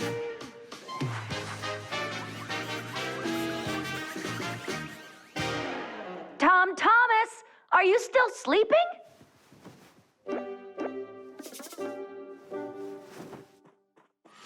Fixies? No need to thank us. Where is my drawing? What have you done to it?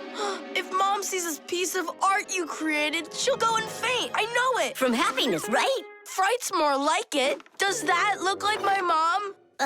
Well then give it to your dad. Your dad won't faint, I know it. But it's my mom's birthday, not my dad's. You gotta be kidding me.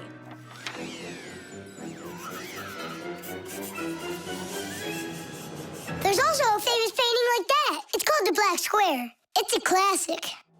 You don't think she'll like it?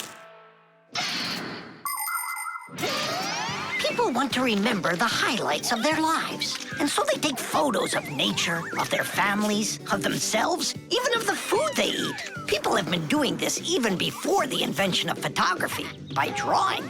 An artist might draw the sun, a river, some apple trees, and soon he's made a landscape.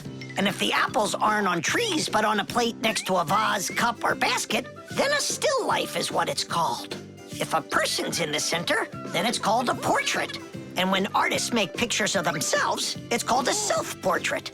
Of course, it's easier for us to take a quick photo of things we pass along the way. But just like the old masters, we put a piece of our souls into our drawings. And if you draw more often, you'll see it for yourself. I promise you that. Maybe you could just give her one of your older drawings. Maybe you should just erase the mess you made of this one. That could work. Erasing's gotta be easier than drawing. Whatever. There's no way you can make it worse. Hey, I think I know a way you can fix it. You can use the eraser for drawing. A portrait. Portraits don't seem to work out too well for us. But a still life drawing is a piece of cake.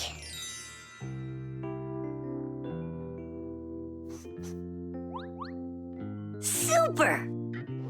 Uh-huh. Pretty good, right? Tom Thomas, everything's on the table for breakfast. Mom, happy birthday. I drew this present for you. Thank you, Tom Thomas. What a lovely still life, so unusual. I tried really hard. We'll hang it up on the wall. Now, let's go eat. What would Tom Thomas have done without us? Yeah, whenever you get into a jam, your real friends will always show up to rescue you. Concrete. When will you be back from your fishing trip? Before dinner. So you won't have time to hang up the mirror again? If it's not one thing, it's another.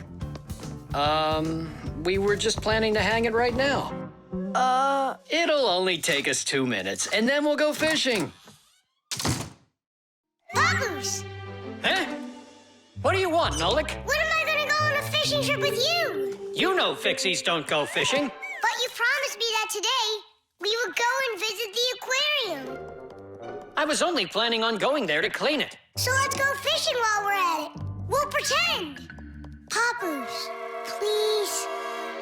Okay, Nolik, but we'll just pretend to. Hooray! You're the best Papoose ever! Nah, those won't work. Why won't they? Because our walls are concrete. They're much too hard for nails. See that? It's gonna need to be drilled.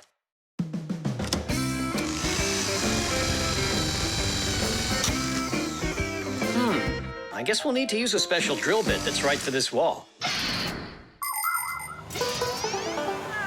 Concrete is a very strong building material, made out of small stones, sand, cement, and water. When the concrete mixture dries, it becomes very hard, like a solid piece of rock. For building houses, bridges, and other large constructions, reinforced concrete is what people use. To reinforce the concrete, it is poured into a mold with steel bars. When you drill into a reinforced concrete wall, you have to be careful not to hit the metal bars. Papoose! Shh, humans. Not big enough. It won't hold up this mirror. But it's all we've got. So we'll have to go and buy another. That stinks. Means there's no time to go fishing now. Actually, I think this will hold it for a little while.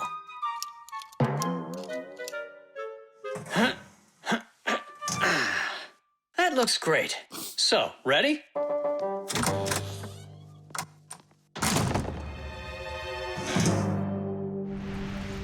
Papoose! Huh? Do we own fishing rods? We don't, but we'll figure it out.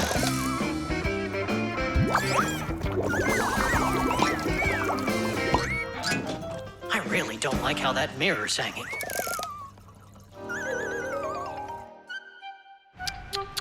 That's what happens when people are in a rush to finish. We're Fixies. We never do things like that.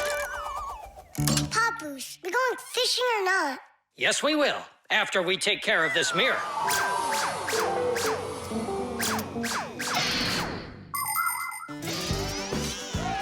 In ancient Rome, volcanoes helped make concrete. After they erupted, people would mix the volcanic ash with stones, lime, and sand. This concrete was used in many of the famous buildings constructed in that time. For instance, the Pantheon with its concrete dome. And this one is the famous Colosseum. It was also made with concrete.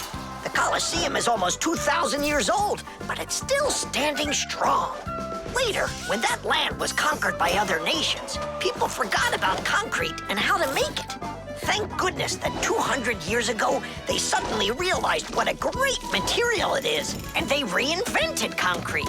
It's true when they say, everything new is well forgotten old.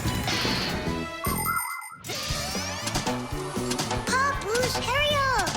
Haste is the mother of imperfection. It looks like I ran out of wire. Lousy timing. I've got to get to the warehouse. Warehouse? That means we're not going fishing. Nolik, a promise is a promise, and that means we go. This should hold for a little while.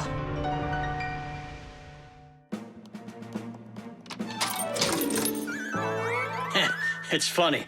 We almost left without the fishing rods.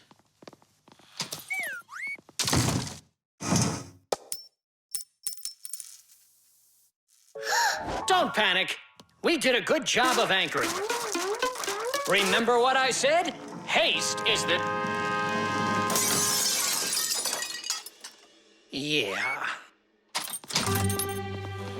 Yeah, I'm not hearing things. Looks like a trip to the store after all. For screws? Yeah, and a brand new mirror. It looks like today's fishing trip's canceled. And ours is too, Nolik. At least the fish will be happy.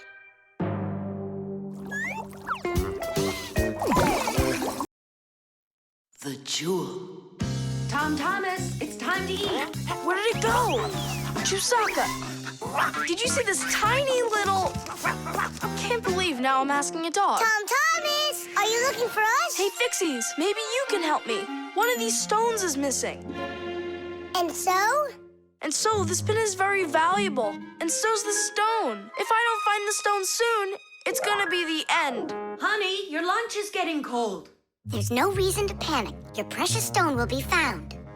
Wait a sec. Can stones really be precious? Of course they can. Gemstones are the most rare and beautiful of all stones, but it's not easy to find them. Diamonds, emeralds, rubies, sapphires, people find them underground and inside of mountains. Brave divers go to the bottom of the sea to find pearls. People have performed heroic acts and committed daring crimes to get these precious jewels. The magical shine of gems can both enchant and ruin. Remember, only gems acquired honestly bring happiness.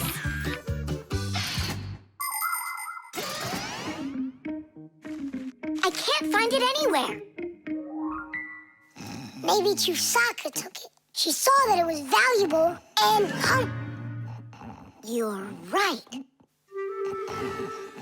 Chusaka, give us back the gem, all right? Give it back, we said. Why are you making Chusaka angry? Because she has to give the stone back. What stone, Simka? One that costs a ton. Dogs are supposed to keep treasure safe, but this one eats them. Maybe you didn't look carefully. For example, did you check inside that flower pot?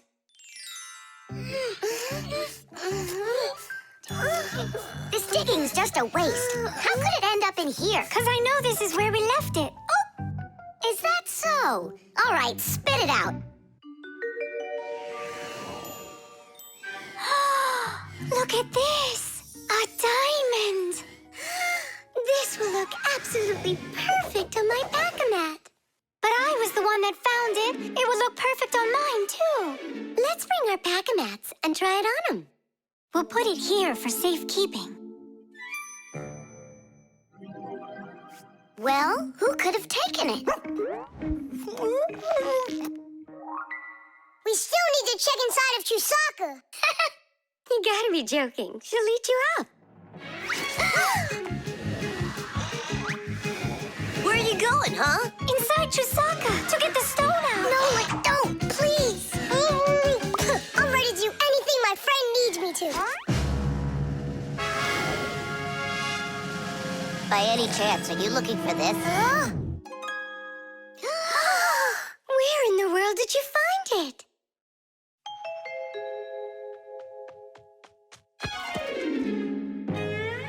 I found a buried diamond. It looks like a diamond, but to be sure, we'll have to conduct a test. A raw diamond looks like an ordinary stone, but after cutting and polishing each of its facets, that special stone transforms into a rare and very expensive jewel that can adorn a necklace, a crown, or a museum's display case. The truth is, only a small part of all found diamonds is used for jewelry. It's because a diamond is also the hardest rock on the planet. That makes it perfect for cutting glass. Diamonds are used in making strong drill bits and cutting blades. Many important medical instruments could not be made without them. With the help of diamonds, it's even possible to drill through a mountain when building a tunnel. That's just how valuable diamonds are. They can cut a pipe and go well with a dress. Isn't it pretty? Only it's not a... Tom Thomas, we found the stone! Oh. And now it's gone.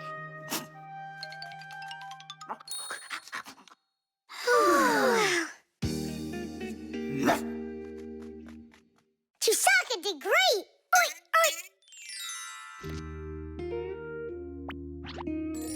Thanks so much, Fixies. I was sure my precious present was gone. And who is the present for? Katya, I think she'll like it. I've got to tell you, Tom Thomas, that's not a precious stone.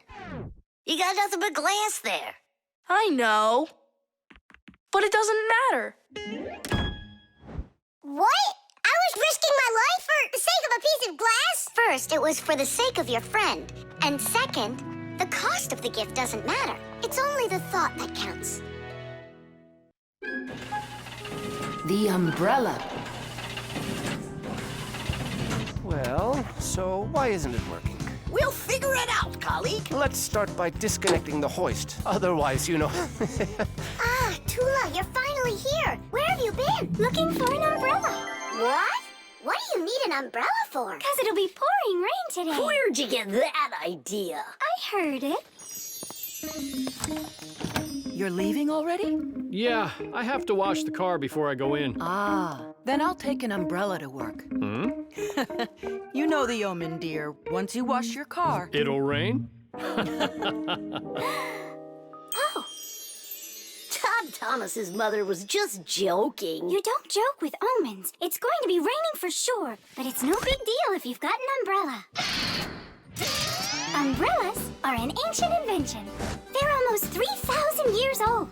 In China and Egypt, umbrellas were made out of leaves, feathers, and paper. Servants carried them over their kings to protect them from the hot sun. When umbrellas became fashionable in Europe, people started using them as cover from rain. The most convenient are folding umbrellas. Their design is simple. The edge of the fabric is attached to ribs. When you open an umbrella, the ribs spread out in all directions and stretch the fabric over your head.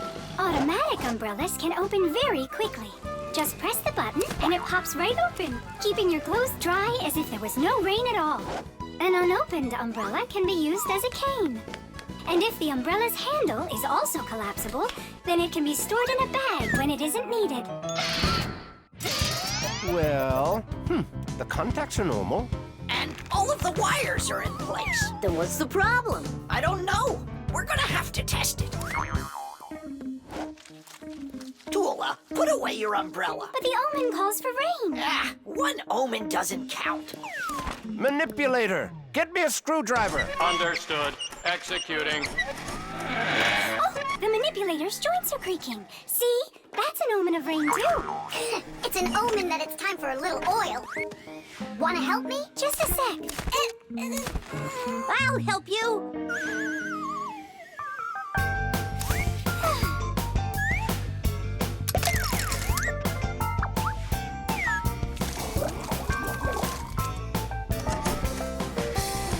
Thank you. Well, so much for that omen. It's going to rain anyhow, I know it. Just take a look at those flowers drooping. Isn't that an omen? The reason that they're drooping is because Elisa is on vacation. And my colleague forgot to water that plant. Oh, yeah. We'll finish the repair and I'll water them, I promise. Ah! This is the reason that it broke. This damaged part has to be replaced. Come on and help me. I'll get a replacement from the warehouse. Fire's flying low, isn't he? And what? When birds start flying really low to the ground. Fire isn't a bird. But he's flying low, didn't you see? Tula, give me a sledgehammer, would you? And put away the umbrella already. Look, there isn't a cloud in the sky. That's because it's morning. You have to know this, Owen. When there's no clouds in the morning, then in the afternoon, it's sure to... We're standing inside with a roof over our head. It can't rain.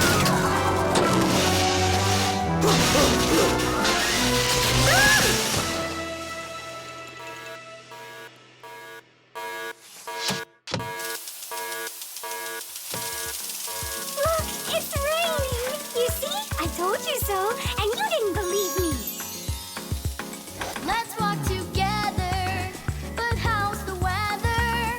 Outside the rain keeps on falling down. But raindrops do not scare me, in fact they make me happy. With my umbrella, I'm free to walk the town. With my umbrella, my sweet umbrella, I pop it open and twirl it round. Umbrella, my sweet umbrella, without my friend, I can't be found. At least I won't need to water the plants. You're right about that. Let's walk together, but how's the weather? Outside is sunny, a perfect day. But there's a superstition that comes to its fruition. With no umbrella, the rain will start to spray. With my umbrella, my sweet umbrella, I pop it open and twirl it round. Umbrella, my sweet umbrella, a better friend I have. The toothpaste. Astronaut food, ready. who's flying to the sun? Me. I'm ready. A real hero. Tom Thomas. Did you see? There it is.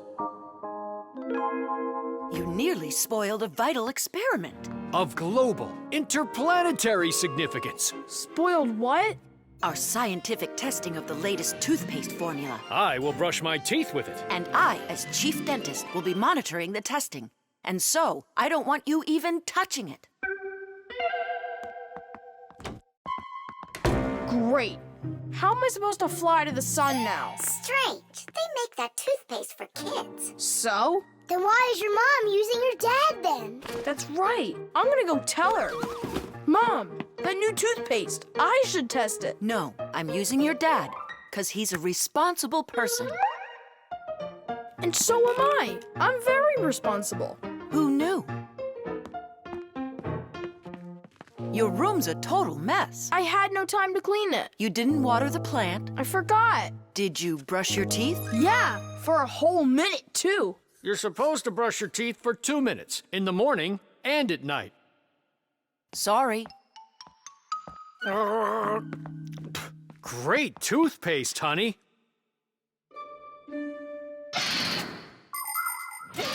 If you don't want to get a toothache, you need to take good care of your teeth by brushing them with a toothbrush and toothpaste.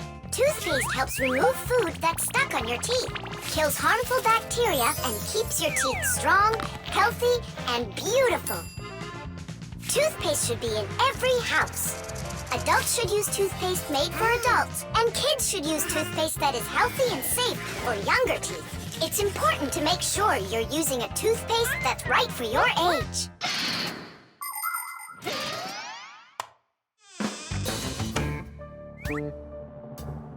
Thomas, don't touch it. It's for the experiment. I'm just gonna smell it. Don't worry. Well? It smells like bubble gum. Hey! Just a peek at the collar, that's all. Come on, do you want to spoil the experiment? Now put that toothpaste right back.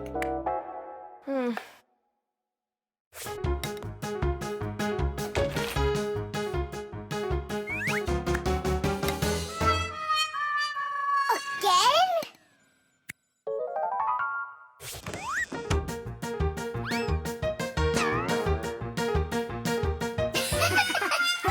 Whoops.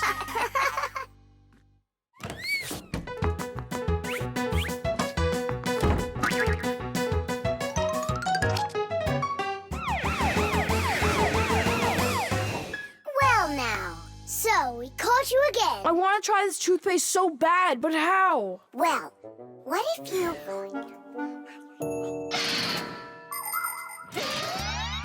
Do you know how to brush your teeth correctly? Let's check. First, take your toothbrush and rinse it with water. Then squeeze on a bit of toothpaste. A small pea-sized drop is all that you'll need. Now 1, brush the outside of your front teeth up and down. 2, brush the backs of those teeth from the gums on down. 3, open your mouth real wide and brush the teeth in the back. These are the teeth that you use for chewing. Go back and forth, over and over. You should brush a full 2 minutes, no less. Now it's time to rinse out the toothpaste from your mouth and clean the brush. That's right, the brush needs to be clean too. And please, don't be lazy. If you brush your teeth 2 times a day, they'll stay in great shape for many years to come.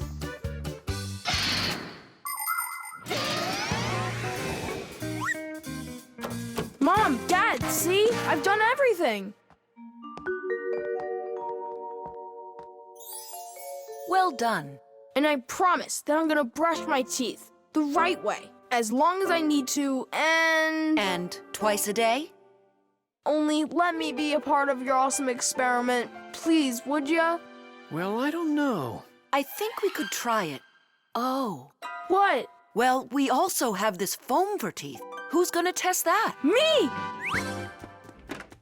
A real hero.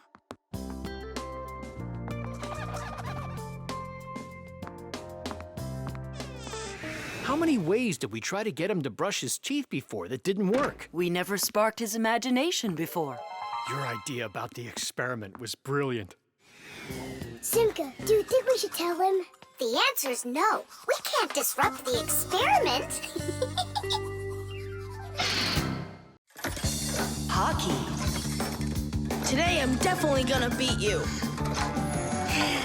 You already forgot? You're just one, and we're a team, baby. Just you wait.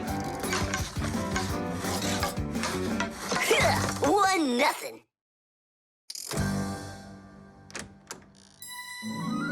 Hi there.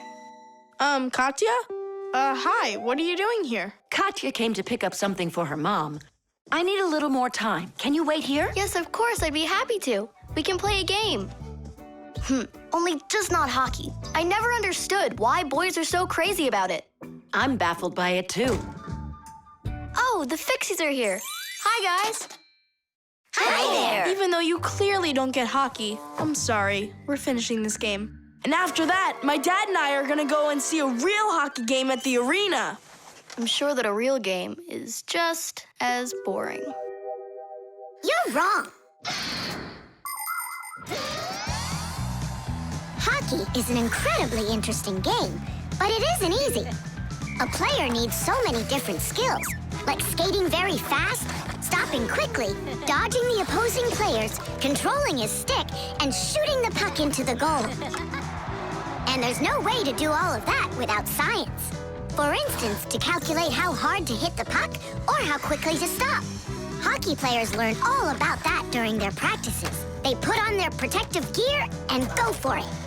And that's not all. Hockey players also have to be brave and nimble. Otherwise, they might find themselves unable to stop and crashing into the boards or taking a puck to the head. Ow! But as the saying goes, hockey is not for cowards. Tidish!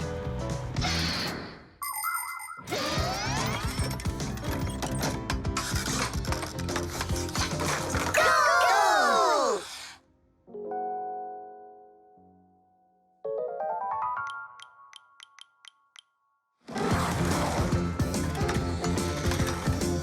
What are you waiting for? Katya, you just made me miss that. I'm sorry.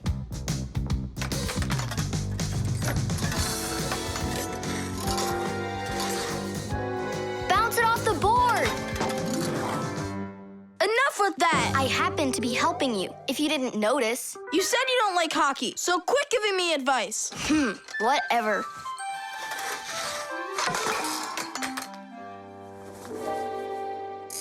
That was my second goal from that spot over there. You lucked out. Uh-huh, sure did. He'll have less luck if you keep this player back. And that one needs to pass off the boards. Get your goalie... Before she said she didn't know anything about hockey. So are we playing or not?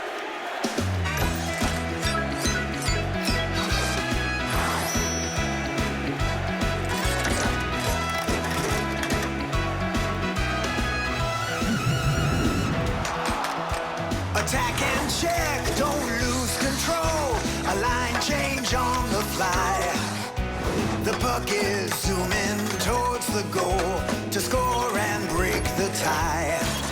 It's one for all and all for one. Great teamwork is a must. Let's go and show them how it's done. This game was made for us. Hockey's our game. Hockey, hockey's our game. Hockey, hockey's our game. Hockey, hockey's our game. Hockey's our game. Hockey, hockey's our game. Hockey. Tell me again, what's the name of our game? Hockey. I can't hear you. Hockey. Oh, hockey's our game. Hockey. Hockey's our game. Hockey, hockey's our game. Hockey, hockey's our game. Hockey, I love that hockey. Ow! Hooray! We won! Ugh, if it hadn't been for Katya. But the winning goal was mine. Tom Thomas, it's time for the game. Ready to get going? Katya, I'll take you home. Oh, could I go with you to see the hockey? I never realized it's such a great game. Hey, you know what? Why don't we go to the game together? Maybe I'll like it too. Great. It's about time. Let's go. How did we possibly lose that? Aren't we a great team? Well, Tom Thomas has his own team now. And not only that, they don't give up. It's not that. It was beginner's luck. That's all that it was. The pyramid.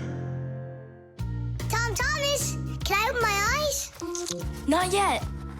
Hurry, will ya? That's it. I'm ready for the contest. Ta-da!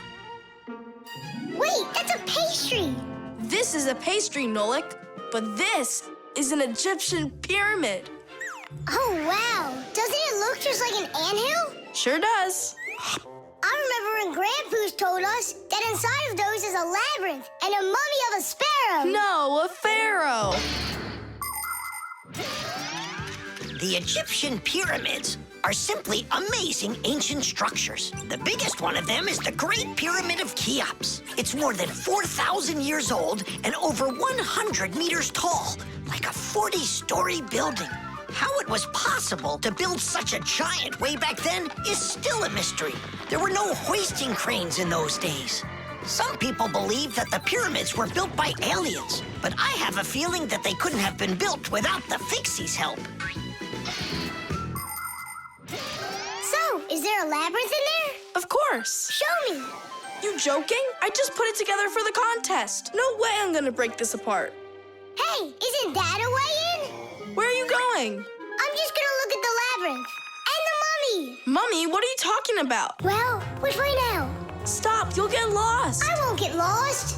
So, I think I'll go this way. And then this way. Come back, Nolik. I was already here. And I was here. Oh. I did get lost. You were right. What? Hey there. Do you know where Nolik is? In there. He went mummy hunting, and he got lost. Mummy, whoa. A real one? Class. Don't! Nolik, yoo-hoo. Are you in here? No! Then where? Who knows? Who builds labyrinths like this anyway? Hey, nobody asked you to go in my labyrinth. Who you talking to in there? Digit, Fire and Nolik are inside, and I need to go to school now. Nolik! Fire! Well, I, for one, have never gotten lost in a labyrinth because I know the rule for getting out. You need to always keep your hand on the wall. I can find them for you. Where are you guys? Over here!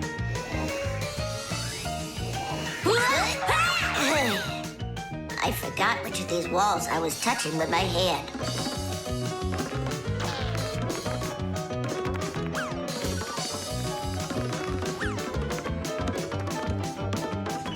Did you find him? No, and I got myself completely lost in here. Tom Thomas, you've got school today, don't you? Yeah, I do. Only I got a pyramid full of Fixies. It's like an anthill. Mm-hmm. The first one wanted to go mummy hunting. The second one went looking for the first one. And the third for both. We're lost in here! And I've got school to get to. Wait, maybe you could just try to shake them out. Good idea. I was joking. You have string? Watch. This way you don't get lost.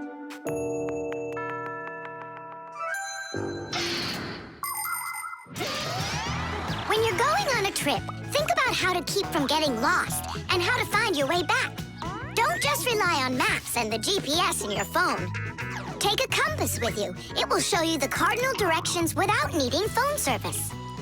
You can also find north and south by looking at the sun, stars, or even an anthill in the woods. Take a good look.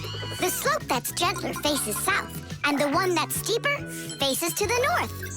And if you find yourself walking through a labyrinth, don't get lost. Just walk with one hand always touching the wall, and eventually you'll get out. Another way to get through a labyrinth is to tie a rope at the entrance and unreel it along the way. Then you can follow its path back out.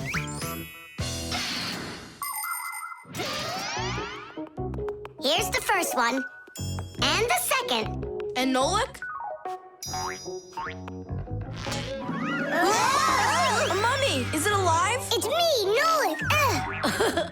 But I couldn't find yours. That's because there's none in there. What? You mean I got lost in there for Nothing? You were in such a hurry, you didn't listen to what I said. But without a mummy, how can you win? Oh, then maybe you could be my mummy. No, thank you.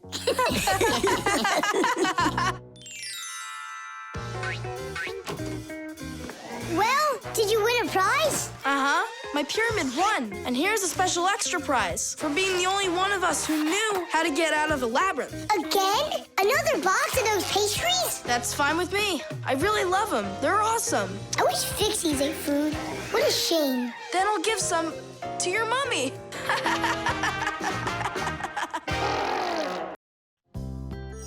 The star. And so, this is our solar system, and it consists of... Friends, you're not going to believe it. I discovered an unknown star. That is superb, colleague. Yeah, and today, journalists will visit the laboratory for an interview. Who's going to be interviewed? If you weren't late, you'd know that. I had to do my hair. They're here. Everyone hide.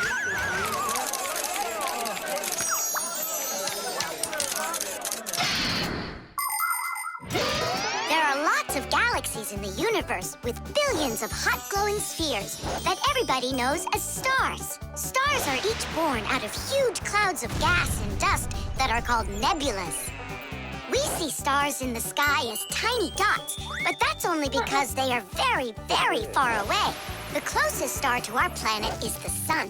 Even though the sun isn't the hugest star, it still gives us the heat and light we need to live.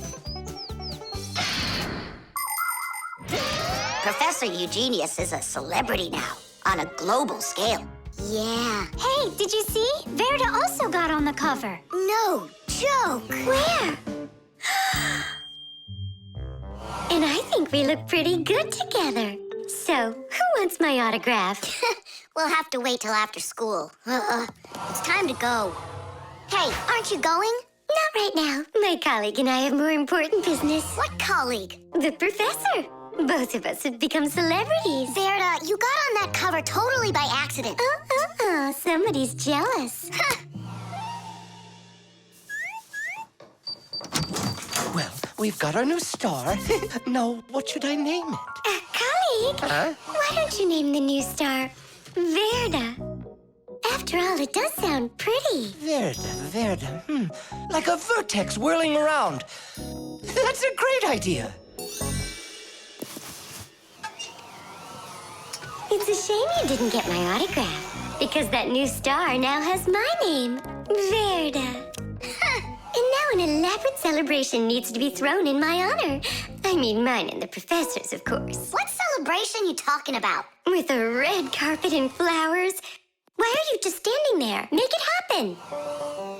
The poor girl thinks she's a star. Absolutely. So what can we do about it? With lunatics, it's better not to argue.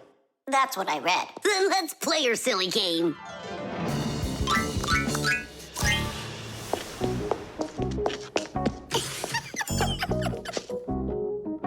Your Majesty, your red carpet awaits. Then unroll it. And the flowers? Am I supposed to do everything myself? Of course not. Here, Your Highness, your crown. Oh, right, now we're talking. I am a star. She's totally lost it. He's coming. Finally, my dream is reality. Hi! My little Fixie friends, it's you here. I'm so honored you gathered here to congratulate me today. Us? Yes, us, them, we all should celebrate. No, I mean you and I. Now show us what you're carrying. Of course, the certificate. It says this star, discovered by Professor Eugenius, has been registered with the name VE03732. What? Oh, that's what we should start calling our big star from now on. What's so funny? A clear night is perfect for searching in the sky for constellations. The easiest one to find is the Great Bear or the Big Dipper, which looks like a soup ladle. If you draw a line through the two outside stars of the Big Dipper, you'll find the bright North Star. which is part of a constellation called the Little Bear or the Little Dipper. A bit further is the W-shaped Cassiopeia. And these three stars that are next to each other are well known as the Belt of Orion. If you draw a line through them, you'll find a star named Sirius. It's part of the Greater Dog constellation, and it's the brightest star in the night sky. And on the other side of it, there is the star Aldebaran of the constellation Taurus. And these are but a few of the most visible stars. It's not even possible to imagine how many stars there really are in the universe. Tula? I'm here. Fire. Here. VE73032? Is that someone new? Yeah, we've got a new student. She's a star. A new giant star. You bet. The time machine. Oh, wow. What kind of device is that? Maybe an alarm clock? No, this is a time machine. Beep, beep, beep, beep, beep. Time machines, they don't exist. Whoa! What a shame. I learned that, studied that. Well done, Tula. What did I just bump into? What do you mean, what? Into a time machine. But I thought time machines aren't for real. Of course they are. You get in and take off for the future. Or the past. Splendid. Lots of us would love to be able to travel in a time machine. Maybe to go back in time and fix a bad grade, or to get a peek into the future. Of course it would be interesting, but time travel isn't possible, and thank goodness. Just imagine how mixed up everything could get. Someone brings back a dinosaur from the past, while someone else brings aliens from the future. No one would need to invent anything. Appliances would sit unused, and Fixies would have no work to do. It's awful. So you've got no idea of the answer. I studied this, but I don't remember. Too bad, because tomorrow we've got a hard test. Make sure you're prepared. I'm sure I'm gonna fail. You're gonna pass. You studied all of this, right? So you just need to stop worrying so much, that's all. I wish I could. Poor girl. How can we help her? Hey, I know how. This morning, Tula believed that thing over there is a real time machine. Sounds like an anti-scientific plan. Stop worrying. It's simple. We'll send you to tomorrow. You'll sit down, take the test, and come right back here. I wish I could go. It's like a dress rehearsal. The main thing's not to worry. Then what do I do? You just pull on that wire and you'll get them back. Well, time to go.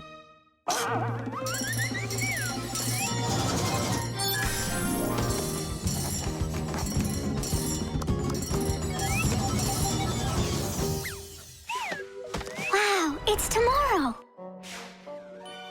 Hi there. Are you ready? Uh-huh. Grandpa's got sick, so I'll be giving you your tests.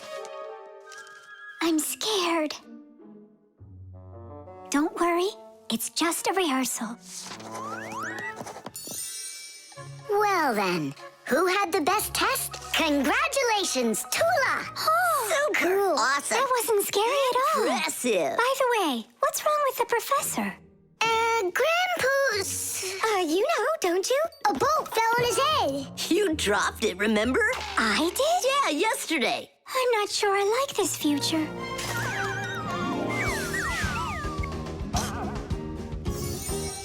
Well, how did it go there? Later. But if you meet a Fixie, please don't let their secret out. Oh, leave this on until tomorrow. What is this? Come back. No! If I do, I could hurt you. Me? What for? Wouldn't it be incredible to travel into the future and see what you will become?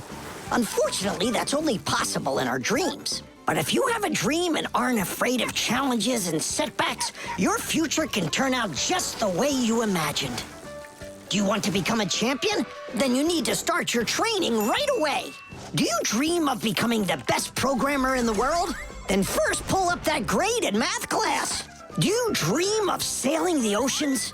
Then you'll need to do a lot of reading because a captain has so much he needs to learn. Start creating your future right now. And we Fixies will be right there to help you, making sure the machines you need to reach your dreams will keep on working for years and years to come. Hey there. Are you ready? Uh-huh. So far, everything's exactly the same. Tula, take this, please. It worked. And pass out the tests. You may begin. These questions are different. Who had the best test? Congratulations, Tula! What am I worried about? I know everything is going to be fine. Tish! Well then, all of your test results are great. Only none of you could guess what this device is. What do you mean? Isn't it a time machine? No, it's for automatically watering plants, that's all. You see?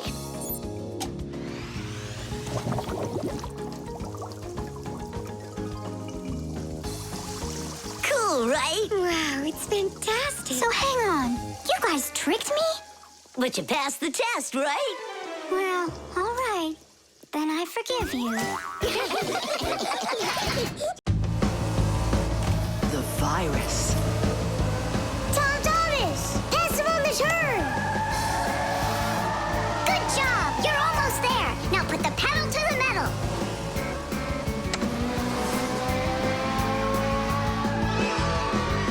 Titties! Ha! Take that, Johnny. You lose. You want to race him again? We can. We just finished the last level. Oh, we were just getting started. Wait a second. Let's see what it says here. Congratulations. Your prize is a smartphone and a collection of brand new levels to race. All right. Class, click on it. It's not smart to just click on random buttons. There's nothing to worry about. Whoa. Hey, what's going on? Someone messed with the numbers. There you go. Didn't I warn you guys? Do you think it might have been Johnny? Johnny! Of course! He got upset that we won, so he put on the cap of invisibility. Then he snuck into the room and deleted everything from the computer. Stop! What are you talking about? A cap of invisibility. This has nothing to do with Johnny at all. Looks like you got a virus. Then we need to get Tom Thomas's mom in here. What for? Isn't it obvious? She's a doctor. She'll get rid of this virus in no time. That won't work. Quit it. A computer with a virus isn't treated like that. A doctor won't be able to help here, especially a dentist like your mother. Then who can help us? You need special software for that. Antivirus. A computer virus is a destructive computer program. It can not only delete or steal important information, but completely destroy your computer. And the scariest thing about this virus is that it spreads very quickly and can infect the other computers on the network, very much like a human illness. To find and stop these viruses, you need to use an antivirus program. Antivirus programs also protect computers against new infections. And by the way, your dad's computer uses antivirus software. And mine doesn't have it? No, you won't let anyone near your computer. You never have any time. Dad, let's do it later, okay? I've got to finish one more round. It'll only take a minute. Oh, look at that. The virus is starting to wipe out everything now. That means this computer will disappear. And this room, too. And all of us.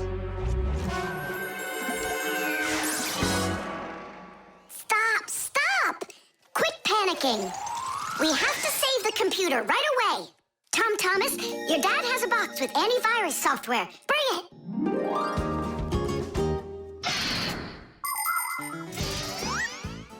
Games, music, cartoons. There are so many interesting things on the internet. But just like in the physical world, you have to follow some rules when you're online. First, you should only visit websites that you know. Sometimes a destructive virus could be hiding behind a pretty picture, and there are plenty of scammers on the internet. That's why you should never give anybody you don't know well your address, or send an SMS so you can download a free game. If you happen to get a letter or a text from a stranger, you should show it to your parents right away. Only communicate with people that you know. And don't just sit all day playing on the internet. There's still nothing better than going outside and playing with friends in the fresh air.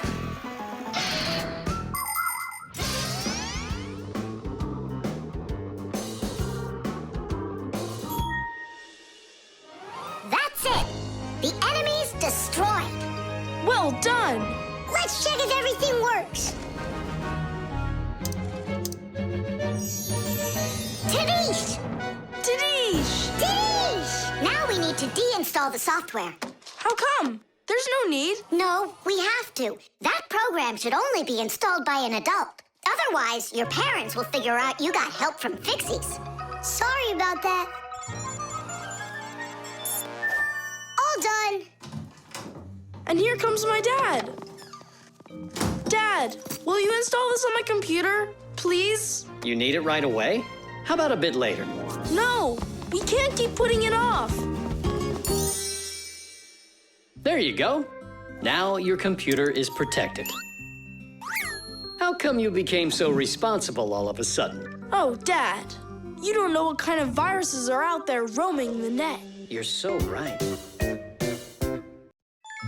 The marshmallow.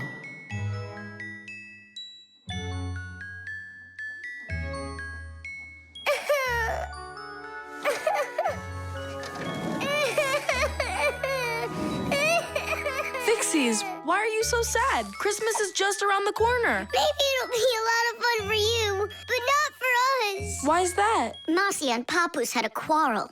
Over what?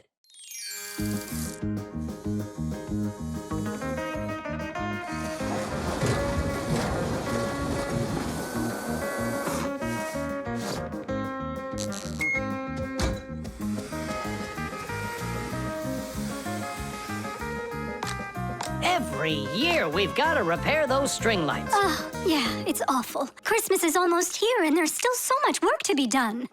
What do you think of that? And this? Whew. Here you are. You don't hear the phone ring, you don't answer messages, and we have string lights that aren't working right. We need help. Papoose, can't you give us a few more minutes? You said that an hour ago. Haven't you wasted enough time? We are not wasting time. Look in the camera. What? Look. Got one of Marcia? Look. Oh. There you are. So, having a good time? We were just about to leave and... You can stay right here. I've already done everything myself. You obviously have more important things to take care of. So you left me over there, by myself, working my tail off, just so you can play? Where are you going? To relax. Oh, yeah? Fine with me. So now we won't have our Christmas. Don't panic, Nolik. We'll get your parents to forget. I mean to forgive each other. How? My dad always says that the way to a woman's heart is to give flowers and candy. And where are we gonna find flowers right now? Oh, we'll make them out of marshmallows. People are always trying to improve recipes. The French used an ancient Egyptian mallow root recipe to create the marshmallow, a fluffy dessert that can decorate a cake or be roasted on an open fire. In Russia, pureed fruit and berries were mixed with egg whites and sugar and then whipped together to create their own fluffy dessert, zefir. Some ingredients have changed over the years, but these old desserts are still popular. What will they think of next?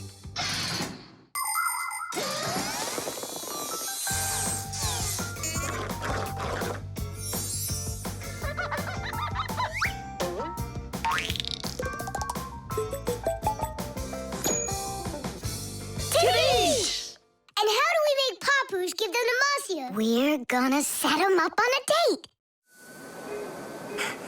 Marcia's calling for you. It's urgent. Tom Thomas's monitor isn't working. I thought she handles everything herself now. Papoose, you're always so kind and love helping others. Come on. All right. No, no, and no. I'm relaxing, I told you. But Tom Thomas won't have time to make his mom's card if you don't go. And then she'll end up without a present. Fine, I'll go. But I'm only going for his mom's sake. Sweet fruits aren't just for eating. They can also be used to decorate a Christmas table. For instance, it's very easy to make this Christmas tree out of marshmallows. Make a row of marshmallows at the bottom of a plate.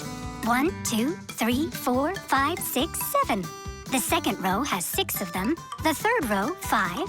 Then there's 4, 3, 2, and a special one on top. Add breadsticks at the bottom as a trunk and sprinkle the plate with some sweet confetti. There, it's ready. With the help of some little cookie cutters, it's possible to make hearts and snowflakes out of marshmallows. Or you could make a reindeer. Put a candy cane through a marshmallow, use sugar beads for eyes and a nose, and pretzels for antlers. Beautiful, right? Merry Christmas!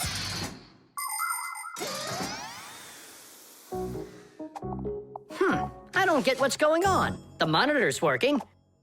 What did you call me for? I didn't call. And you've got nothing for me to do here. No. Ah, then I guess you came to apologize? No. You know what? I have had enough. Well... Huh? What's it say? For Masya? For me? Yeah, for you. That's so sweet. I hope you can forgive me for yelling at you. I'm just tired. No, I should apologize. It was bad of me to leave you alone. And where are the children? It's almost Christmas. There you are. Come here. Papu, Masya! Oh, my sweetie. Yeah! Hooray! Merry Christmas! Beauty.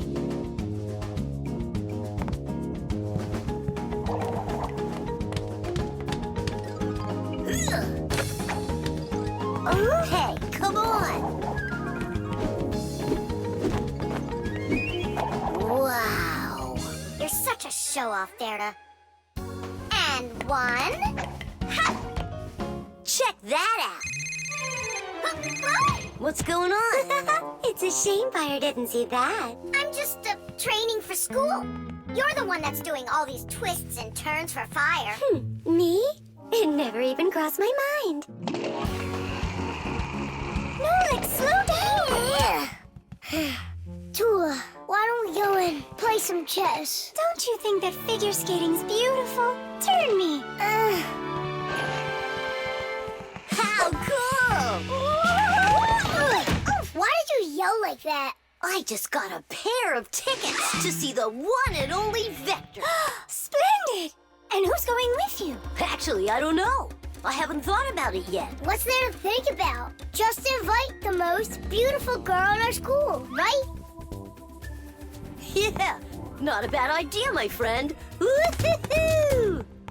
Did you hear that? The most beautiful one will get invited. Well, I'm not even interested. And you know what? Neither am I.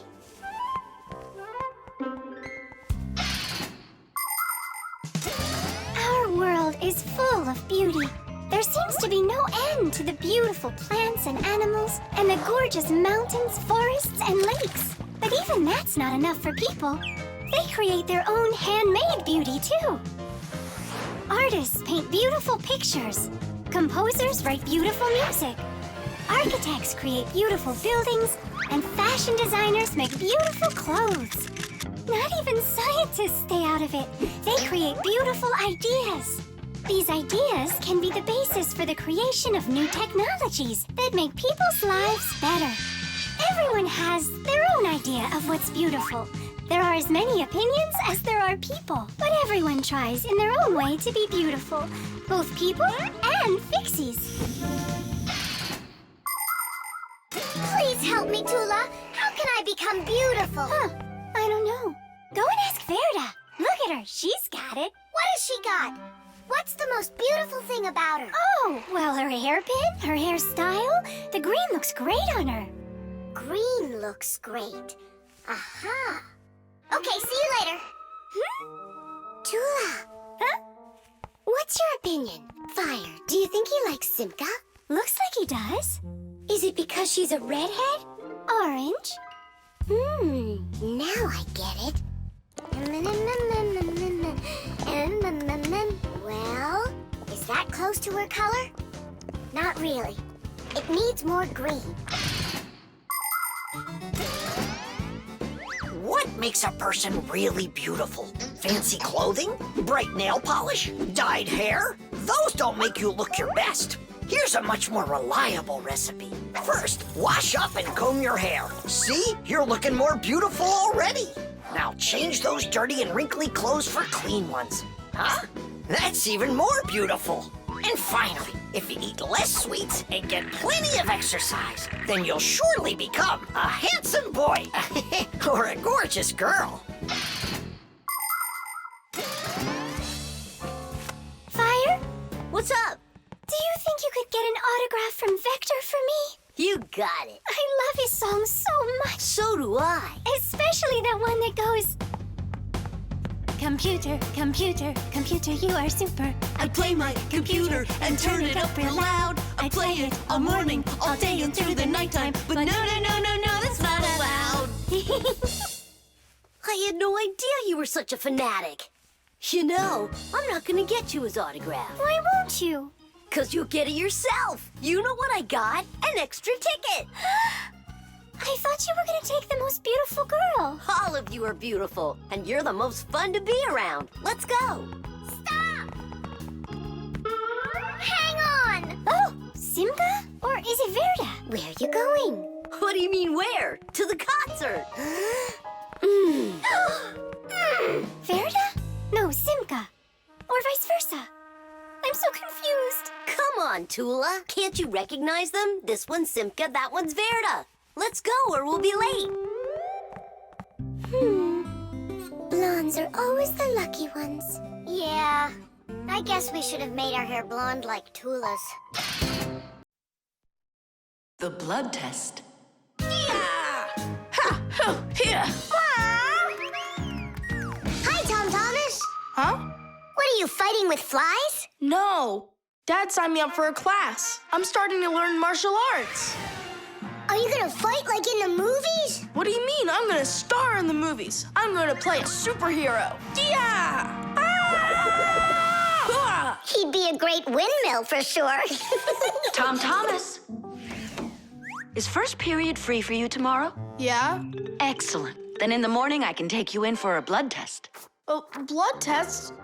Why do I need that? To make sure that you're healthy for your martial arts class. And remember, don't eat anything before the test. Don't worry, it's just a little needle. A little what? Mom! And what if I take some other kind of sport, like chess, for instance? Then I don't need a blood test? What's up? Are you scared? No. Mwah. I'm proud of you. Dad never told me I need a blood test. It looks like our superhero's a little scared. I think I'd be too. Blood sounds scary. Nothing scary about it. A human body has a huge number of little tubes called blood vessels with blood flowing through them. The blood carries oxygen and nutrients to the cells, takes away carbon dioxide from them, and protects them from harmful microbes. To be sure if you're healthy or not, it's often necessary to have a blood test. The most accurate results come from blood that is taken from a vein.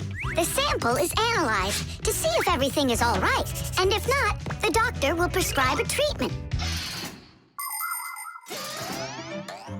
You see, it's totally safe. And there's nothing scary about it. Oh, blood should only be drawn on an empty stomach. What's that mean? It means no eating before the test. And what happens if I eat? Well, then they won't take any blood from you. That's an idea. What's an idea? I got no idea. Okay, good night. You're really not scared at all? For some reason, I don't believe him.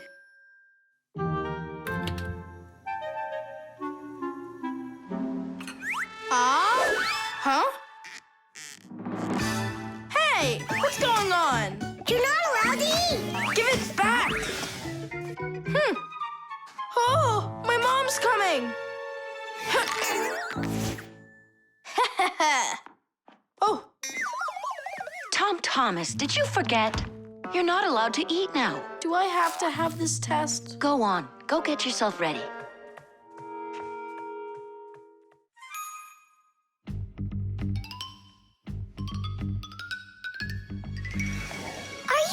trying to run away? I thought you wanted to be a superhero. You're being nothing but a coward. I'm not a coward. You are. I'm not. You're acting like one. Anyhow, I'm not going there. Don't even think about it. Nolik, help! Ah! Ready to go?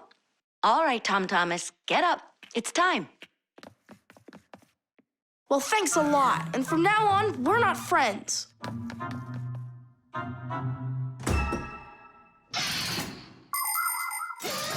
Making an accurate blood analysis is not a simple task. Originally, this work was done by people that would examine a drop of blood under a microscope. Today, in modern laboratories, technicians analyze blood with the help of smart analyzing machines. These machines can do the job much faster, and they don't make mistakes like people can. After you give some blood to be analyzed, the test tube is sent on a real journey to reach the laboratory for analysis. In the laboratory, it moves from one analyzer to another, each one of them examining a different part of your blood. Then, all of the data is put together, and that's it. The blood test is done. You can get an email when the report is ready and check the results online, so you don't even have to go out to pick it up. Pretty cool, huh? Thanks to you, we just lost our friend. It's because he was being a coward. And if it's my fault at all, it's only a little bit. Fixies! Are you here? We're here. Look what I've got! A certificate for bravery. You had the blood test, and you weren't scared? Look! Way to go! So, are we friends again? Of course we are. All right. Then can you teach me a few of those moves? Yeah, sure. Wow! Yeah! The Masquerade. So, Tom Thomas, did you choose a costume for the New Year's party? Not yet. These are no good. I've been a pirate. How about a vampire? Did that. And a knight? Mm-hmm. This year I want to do something that's original. And what if...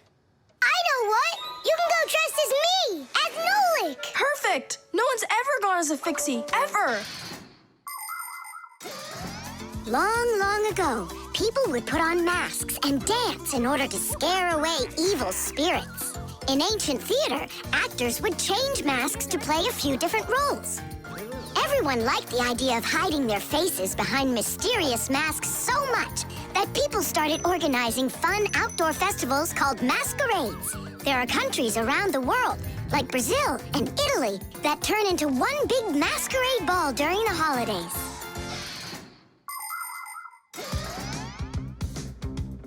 Hey there, what are you making? A costume for a masquerade! Can you guess who I'm going as? Yeah, but why does it have to be Nolik? 'Cause I came up with it. Fired be a much cooler costume. That's not true. Stop arguing. I can go dressed up as you and you.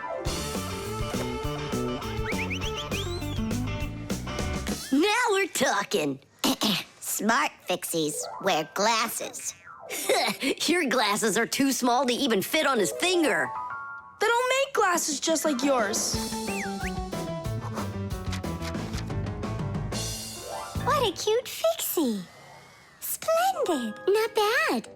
Only if I were you, I'd add a backpack to your costume. Any Fixie who's fashionable is wearing it. And maybe add my curls to it, please? If you don't, then our feelings will be hurt.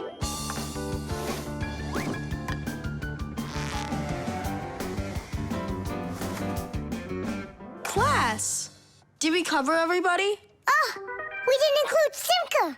And where are we gonna find room for her? What can I do about it? I already gotta get going. Then let's just not tell her. See you later, Tom Thomas. Thanks, guys. Kitty! What have you been doing all this time while I was busy loading up the confetti? We were doing our homework. And looking at this magazine? And talking. Yeah, all of that and more. That's gotta be the worst lying ever. Tell me what you're hiding. Have you lost your minds? Sorry, but there was absolutely no room left on Tom Thomas. That's not what I'm talking about. What is the #1 rule for Fixies? Well, what did we promise? We won't let out our secret. Right, but you just let it out. Now everyone will know. Tom Thomas wouldn't tell anyone about us. I hope he doesn't. Well, maybe. Everyone will figure that he's dressed up like some nutty candy. What kind of nutty candy has a backpack on and glasses? We're in real trouble. I thought the glasses looked sharp. So what are we gonna do now? Call the professor, right? Or we should call Grandpus or Papus. Ah! Don't panic. Let's wait till Tom Thomas gets back. There are many different types of masks, and some of them are very important. Medical masks are used by both doctors and sick people to reduce the spread of illnesses. Oxygen masks help people breathe. Fencers, hockey goalies, and boxers all use masks to protect their faces from being hit. The blue glass in a welder's mask is used to protect their eyes from dangerously bright light. Sea divers wear masks for swimming underwater. Without a mask, it would be very difficult to see the beauty of the underwater world. The masks that people wear at carnivals and parties, well, they're just for having fun and putting everyone in a good mood, or as a disguise, so that no one recognizes you right away. It can be a lot of fun to fool somebody like that.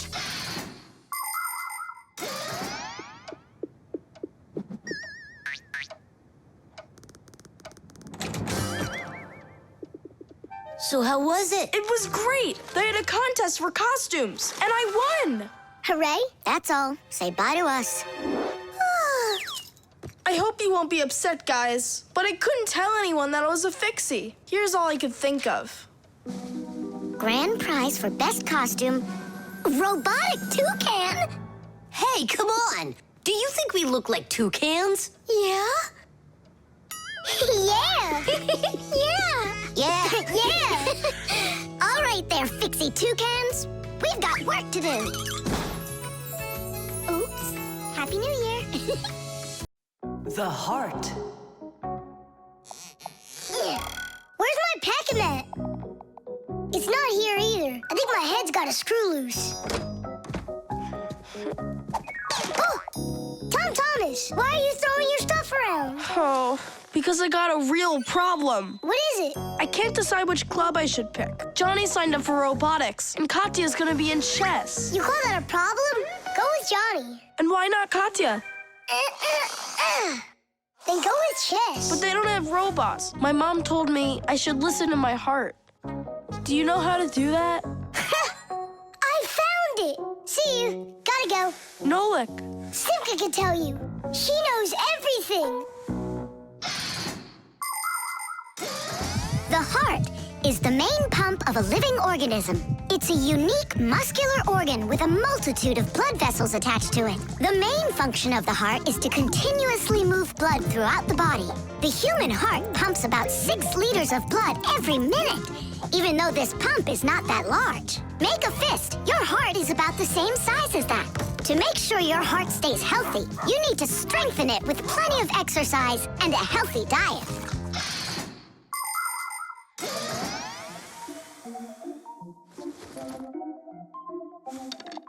Nolik, please come help me. Why me? Tool is stronger. Huh? Interesting. And do you know what is meant by the word heartlessness? Well, I think it's some kind of human illness. May I? Tula. Heartlessness is when a human or a Fixie leaves someone who has a problem behind. Huh?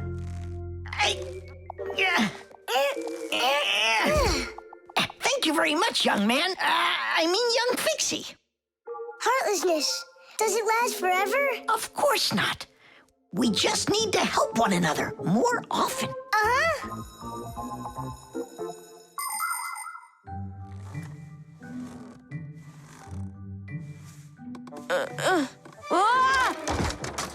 Tom Thomas, my friend. Here I am. How are you? How am I? Why do you care? Oh, by the way, I found out how you can listen to your heart. You need this tube. It's called a stethoscope. A stethoscope, but I don't have one. That's what I'm for. That thing is way too tiny. Your mom must have one. Oh, yeah.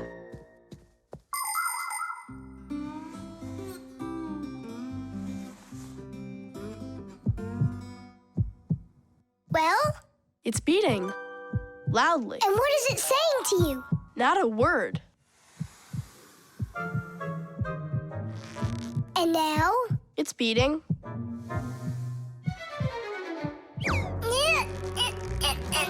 Huh? What was that?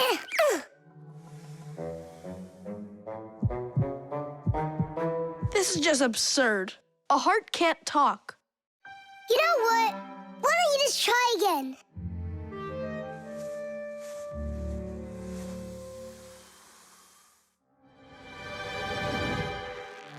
Thomas. Who is that? It's your heart talking. Boom, boom. Can you hear me? Uh-huh. I believe that robotics is right for you. And what about chess? Who cares about chess? Robots are way cooler. This voice reminds me of someone. Heh, so that's what you look like, my itty-bitty heart. Well, I did it from the bottom of my heart. When a human is at rest, his heart beats between 60 and 100 times per minute. This rhythm is called the pulse rate. Place 2 fingers on your wrist or your neck. Can you hear it? Boom, boom, boom, boom. You can count the beats. When you're sleeping, your pulse slows down. But when you get excited, run, or get worried or afraid, your heart begins to beat faster and pumps the blood harder. Sometimes it feels like it's beating so fast that people say, "Oh, my heart is going to jump out of my chest." But don't be afraid, it's not going anywhere. And when people say, "Listen to your heart," they don't mean that your heart can talk. It means that you should trust yourself and listen to your feelings. And then you'll definitely find the answer you're looking for. Looks like at the end of the day, I'm heartless. I couldn't help my friend at all. Nolik, but you helped. You really did. I finally figured out which club I want to join. Robotics, like I told you? Not that.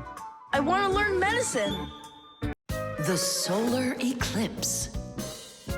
All right. Here we go.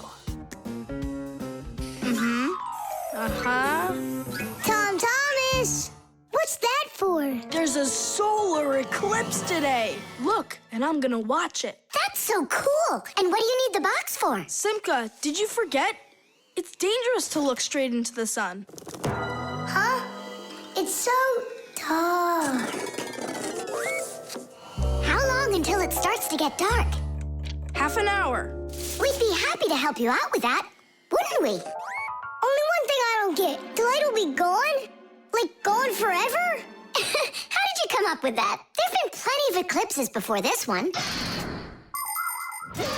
In outer space, everything is in a state of constant movement.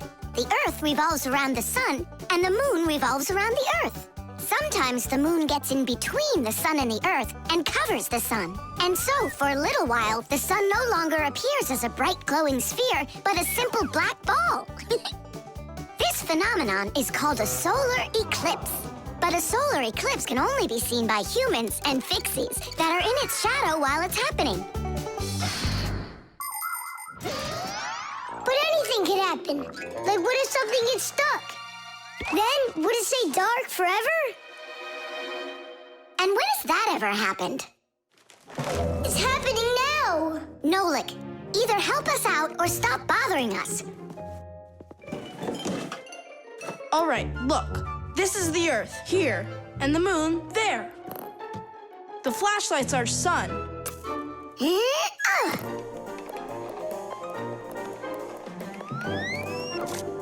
You see? The moon's shadow falls on the Earth. And now watch. When the moon starts to go, the light comes back. Did it get stuck? Just like I said, the end is near. The end of the light.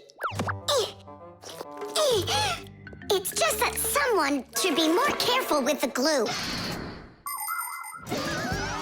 It's possible to take an ordinary box and make a special device that was invented by people long ago. It's called a camera obscura. This clever invention was used by artists as well as scientists. It was the basis for the very first photo cameras. It's quite easy to make your own camera obscura.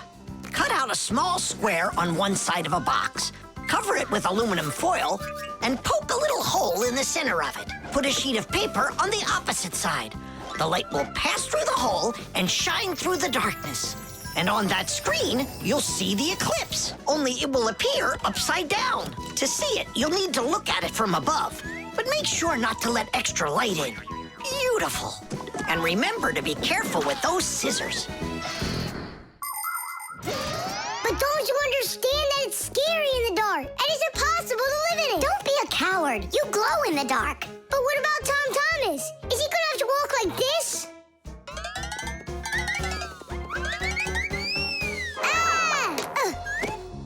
You'll be able to light up the way for him. And if I run out of juice? I'll use my flashlight. And when the batteries run out? Relax, I'll find more. In the dark? No, we have to get prepared right now.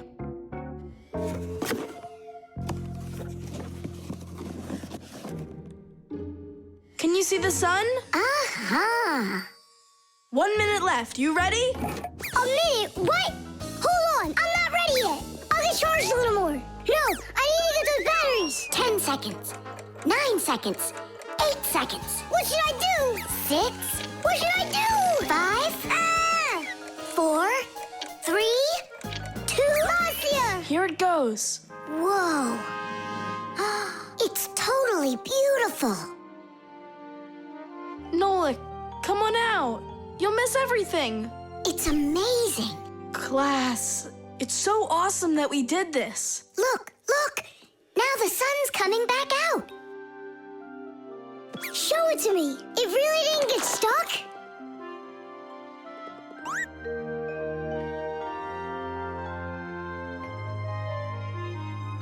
You mean the whole eclipse is done? It was cool, wasn't it? Uh-huh. Only I missed the whole thing. Well, you'll see the next one, right? If you don't get spooked again. You're not going to throw the box away, are you? I'll save it for you.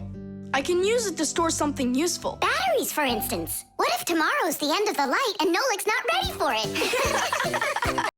The detective. All right, there that is. Wasn't it great that we got to stay after class and watch that movie together? Yeah, that film was great. That detective, what a guy. He figured out exactly who did it. Solving a crime's not easy at all. But it looks like a lot of fun. I think it would be so cool to go solve a crime. Where's my lucky screwdriver? I can't do anything without it. Here we go. This could be the crime of the century.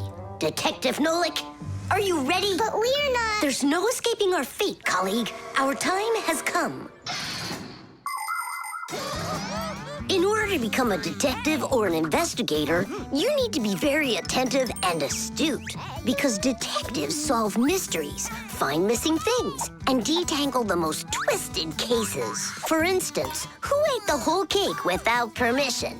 A real detective will notice the minor details right away. Crumbs under the sofa, a trail of paw prints across the room. By following the clues, a real detective will easily discover the thief. All right, it's time for us to figure out who stole the screwdriver. And the screwdriver, don't we need to find it?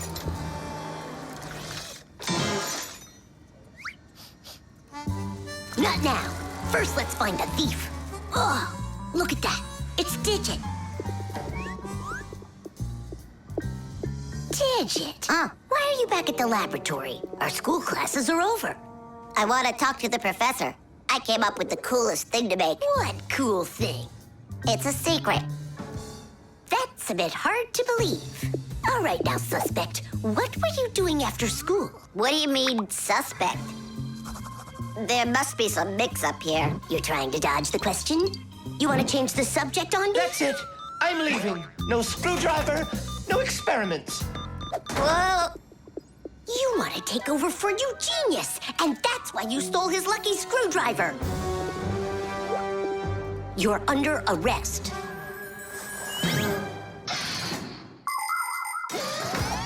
The main qualities of a detective are intelligence and logic. Logic is an ancient science that teaches people to think with reason, to help them solve problems, puzzles, and riddles. Do you want to feel what it's like to be a real detective? Then try to figure out what I'm describing to you. I'm thinking of an animal that you can meet at home or on the street. It has a tail and it's long. You have any guesses? A dog, a cat, or a mouse? There's not enough information yet. But what if I add that it meows and sleeps all day long? Then the answer is clear. A detective works the same way. He collects the facts, decides what's important, gets rid of what's not, and only then figures out the right answer. Understand? Then you're ready for another puzzle. Tell me, who doesn't belong here?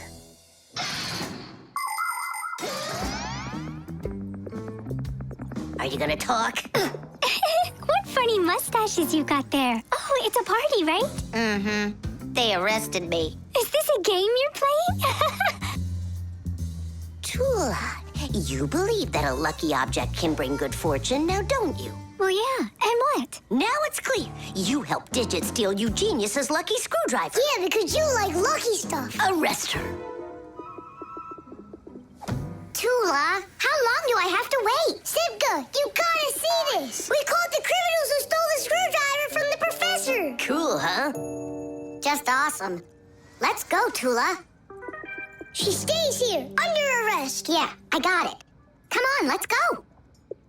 We're not joking around. Oh, and exactly what proof do you have? What proof do I have? Well, Just what I thought. You have nothing, Fire. she's their partner, of course. Nolik, arrest her at once. What did she do wrong? It's insane. Now do what I said. I won't do it. Ah, you're with them. Stand with the crooks over there. Hey, we're partners, aren't we? Now, wait a second. I'm wondering if you were the thief. Me? Yes, right. It's not me, I swear. I'm a detective. Nolik, please tell him. You put it away in the warehouse? Oh, Elisa, I've told you 100 times. Please, don't touch my mess. Appears I was a bit off track. You'd have been better off looking for the screwdriver, detectives. That's what I told you. All right, we'll look for a new tactic to use on our next case. What do you mean on your next case? Where's my lucky soldering iron? So, Detective Nolik, shall we begin? The construction set. Tom Thomas. Huh? Why are you sitting in the dark? Because it looks better this way. Check it out. Oh, look at that. What a beautiful castle this is. It's like out of a fairy tale. No, it's from my construction set. I put it together myself. Class. Oh, let's be knights. I love that game. And so does the old dragon. Who locked the fair princess inside of the castle? I get to be the princess.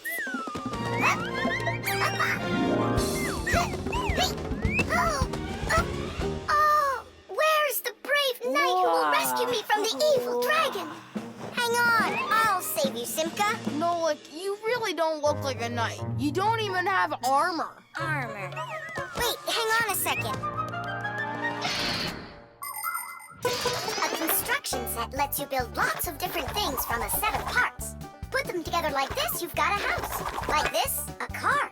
Or like this, a spaceship. The parts might be made of metal and connected with screws. Some construction sets have plastic parts you click together. Other sets are models where the pieces are glued together. You can also find magnetic sets. Touch the parts together and magnetic attraction makes them stick. Beware, dragon!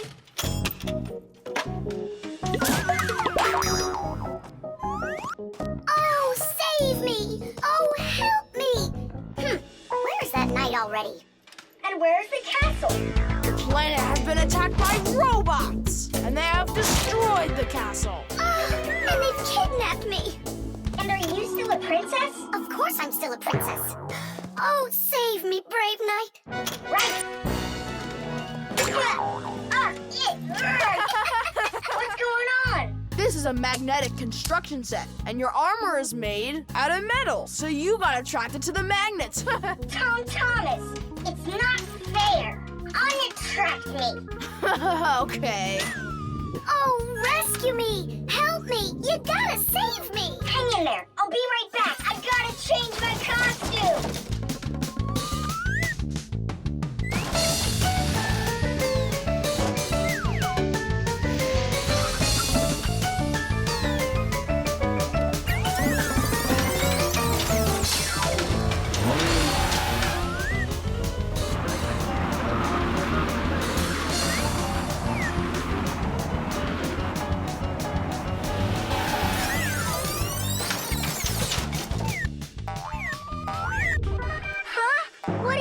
A wicked wizard has trapped me inside of a crystal ball. And now only a brave knight. I already did the knight. Well, you gotta be him one more time. All right, but this is the last time. And don't change anything.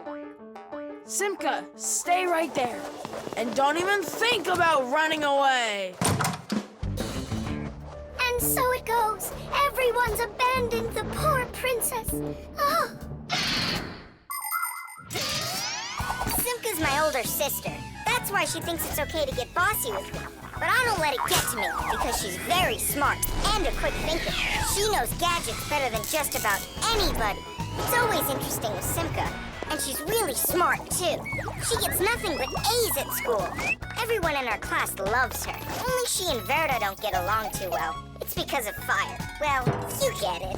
Sometimes Simka can be way too strict with me. You can't do this. You shouldn't do that. But if an exciting adventure comes along, she's always right there with us. Simka's brave. She's got the skills. Yeah, she's always ready to take on a challenge. I've got an awesome sister. But just keep that between us. Because if you tell her, it might go to her head.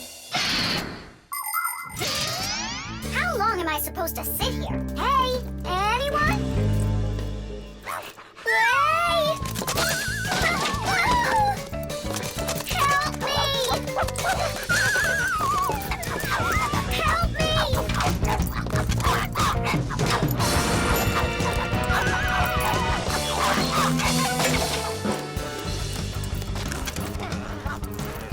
Chusaka, you give that back. Leave this room. Are you okay? I can't leave you alone for a minute. Yeah, I think we're okay. Nolik got here and saved me from Chusaka for real. Just like a real live knight. Oh, come on, a knight. I'm not kidding. You deserve to be one. And to protect every living creature from pesky Chusakas everywhere. I promise. Oh, valiant Fixie, I now pronounce you to be a knight. Sir Nolik. Hooray! Hooray! Hooray!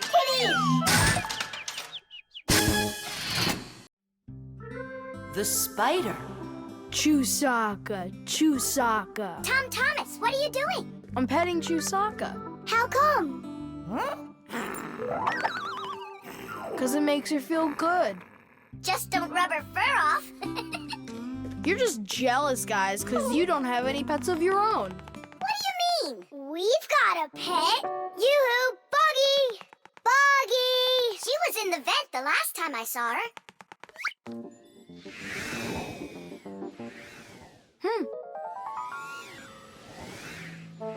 Buggy! Come on out. We need to talk. Here, this is our friend, Buggy. Wait, this insect is really your pet? Ha!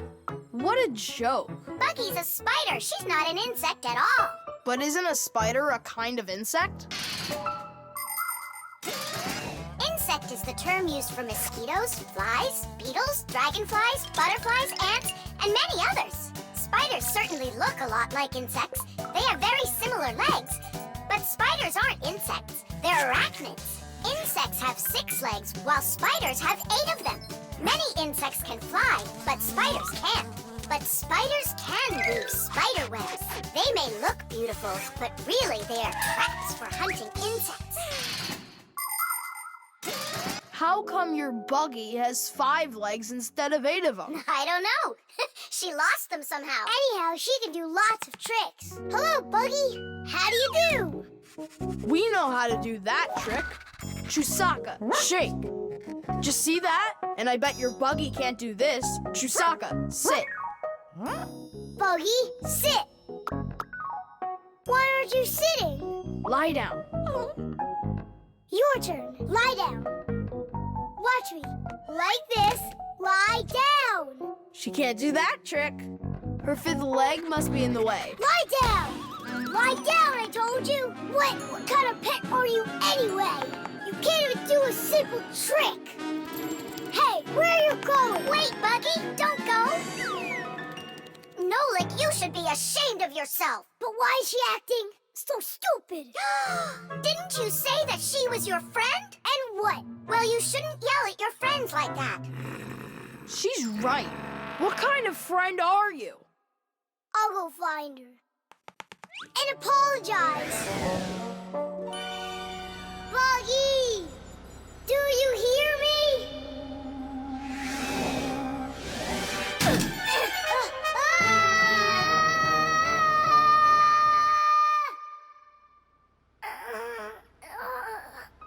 Where am I? Ow! Well, it hurts. Hey! Can you hear me? Somebody help me, please. Buggy, is that you? I think I broke my leg. Could you help me out, Buggy? You don't want to help me. You're right. I don't deserve it because I've been a really bad friend.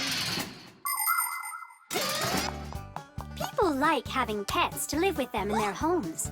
Dogs, cats, hamsters, parrots, fish, turtles. Some folks even get crocodiles. And the bigger the animal, the more work it takes to take proper care of it. But every pet needs love and care, no matter what size it is. Fixies like to have pets too. All sorts of little bugs, spiders, and flies. Fixies treat them as friends and take care of them. Of course, a little spider isn't as smart as a dog, but they also can be trained. There are some Fixies who have managed to domesticate such big insects as bees, beetles, and dragonflies. Fixies fly on their backs and use them to carry heavy loads. That's it. I'm stuck all alone in here. Forever. Simka? Oh, how did you find me? Buggy let me down here. Buggy, you didn't ditch me.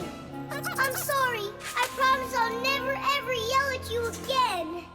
Ow, my leg. Hang in there, Nolik. We'll get you out. It was so scary. You could have died down there. Yeah, I almost died. But you know what? Buggy saved me. Yeah, that's cooler than learning how to shake hands. Buggy sure is a true friend indeed. Does your leg really hurt a lot? Nah, it doesn't really hurt. I'm fine. I was just joking. Germs. Hooray! Lunch! Tom Thomas, you brought your ball to lunch? It's filthy dirty. Don't you know how many germs are on it? Wash yourself up. Look, they're clean. Here, it's for you. I saw that. Now go back and wash your hands. Why? There are germs on Chusaka? A lot.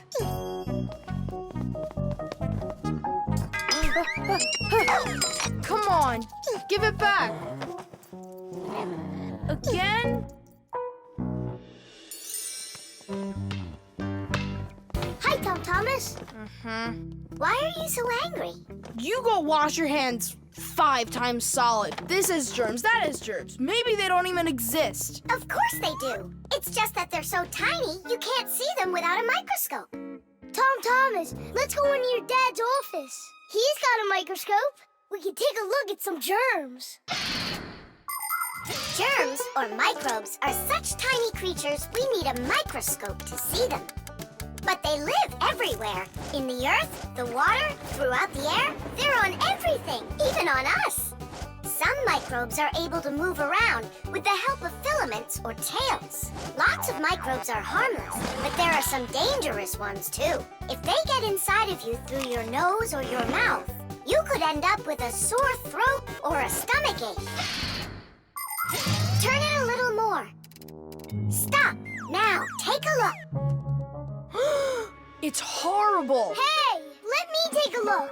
Wow, they're so scary. Hang on. Do I really have germs like that living on my hands too? You got it. But I washed them 7 times. With soap? No, just water. You have to use soap to get rid of germs, not just water. So which soap should I use? Either this one, that one, they are both antibacterial, so they kill bacteria. And what about germs? Will it kill them? Of course. Bacteria is just another name for germs. They're the same thing. Wash. Tom Thomas, give me a drop of that liquid soap. I want my hands to be real clean. Good job. That's the spirit. Hooray! We're clean! Let's go put that puzzle together. All right, but doesn't it have germs all over it? And they're on the soccer ball. What are we gonna do? I think we should clean them with soap. No, clean the whole room. You're right.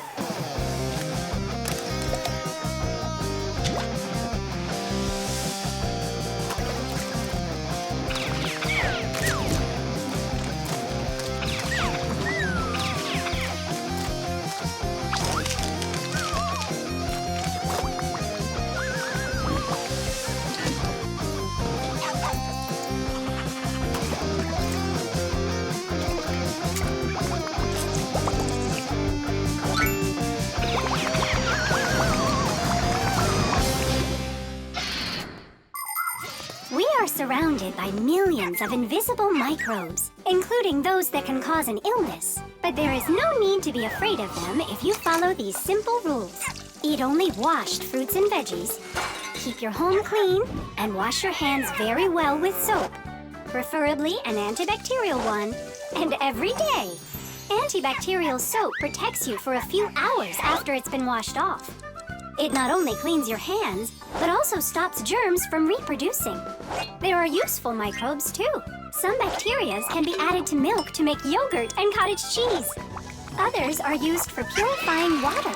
Even inside of humans are a lot of useful bacteria that help their bodies digest food. Nolik, what do you think? Are there microbes living on the soap? I don't know. We should wash that too, just in case. Hey, what are you two doing in here? Washing the soap. With soap? So there won't be any germs on it. You've gotta be joking. Listen, getting rid of all the microbes is impossible and unnecessary. You just need to protect yourself from the bad ones. Bacteria gone. Tom Thomas, I need a minute so I can mop your room. But I already washed it. What a good boy. The table's sparkling. Just look how clean it is in here. Great job. What's going on?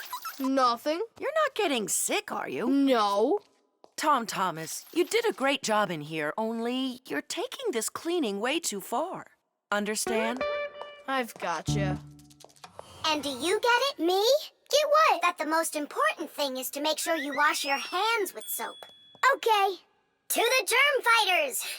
Making the world safer, one less germ at a time. Glue.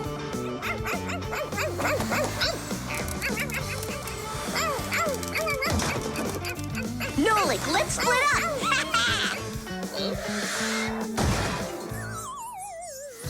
We're one cool team, am I right? Nah. Why not? We're the mega super duper coolest team on the planet. What do you say we do everything together and never ever fight with each other? All right. Children, if you look right here, you can see that the handle has broken off the professor's favorite mug. And it's our duty to fix it by gluing it back on. Here they are, the inseparable friends. Class, quiet down. Since the two of you were late today, why don't you go fly over to the warehouse for us and get the glue? Yes, sir. Yes, sir. They crack me up. Is there any glue left in there? Nolik, try jumping on the tube a little. Great, there's plenty. Our super duper team has done some super excellent work. What's going on? Our hands are stuck. We gotta pull. This glue is sticky. With the help of glue, you can stick almost anything together. Paper, plastic, glass, rubber, wood, and even metal.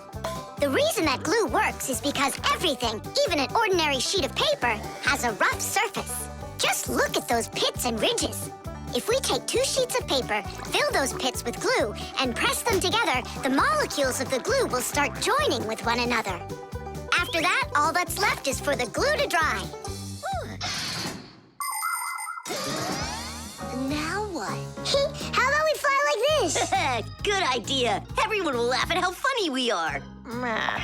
Heads up, everybody. Mission complete. Well done.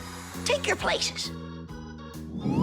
And put your hands on your desk. We can't do that. We got glued together. It's all right. Come on over here. We don't want you to take our hands apart. We're sure this glue's gonna make our friendship stronger, right? You really think friendship can be measured like that? Jump!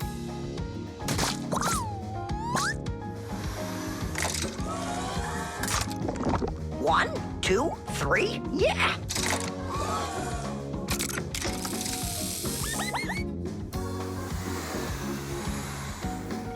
Tish! Tish!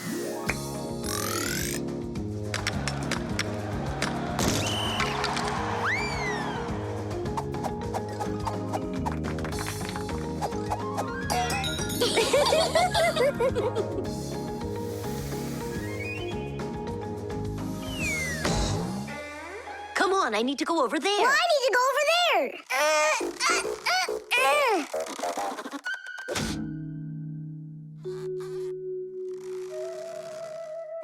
It's your fault we got into this mess. Mine? And who was the one that told me to jump? Enough! I'm done with your nonsense. From now on, you're not my friend. And you're not mine, all right?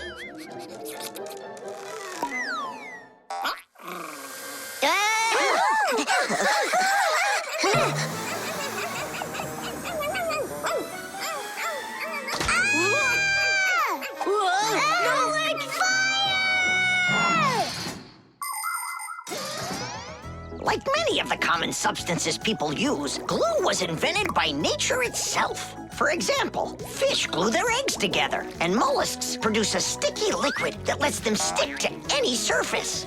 A spider smears glue on its web. A swift uses saliva to bind its nest, while caterpillars use their saliva to spin their cocoons. The sap from a pine or a birch tree is glue, and an egg's sticky whites can be used as a base for glue. But today, most of the glues that people use are made in factories. When working with glue, it's important to air out the room from harmful fumes and to follow all other safety instructions. And try not to get glued to anything. It might be very hard to tear yourself away from it. Nolik, hang on!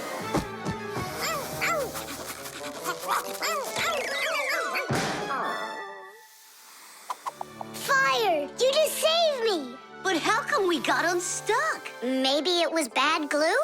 No, we were trying to get you disattached for so long that the glue lost the adhesive properties it had. And our friendship? Did it also lose its properties? You know what, Nolik? I'm sorry. We don't need glue to make our friendship stronger. Peace. Peace. Oh. Uh-oh. Gotcha. Chocolate.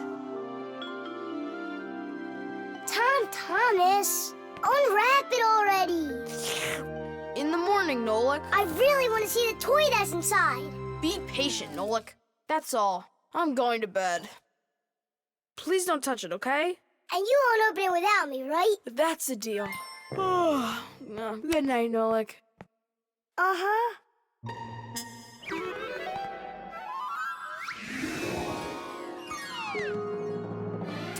And what are you doing in here? Me?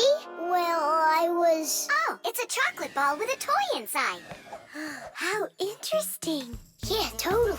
Let's unwrap it and take a look. We can't. Not until Tom Tom Thomas comes in the morning. But if we're real careful, he won't notice. A chocolate confection.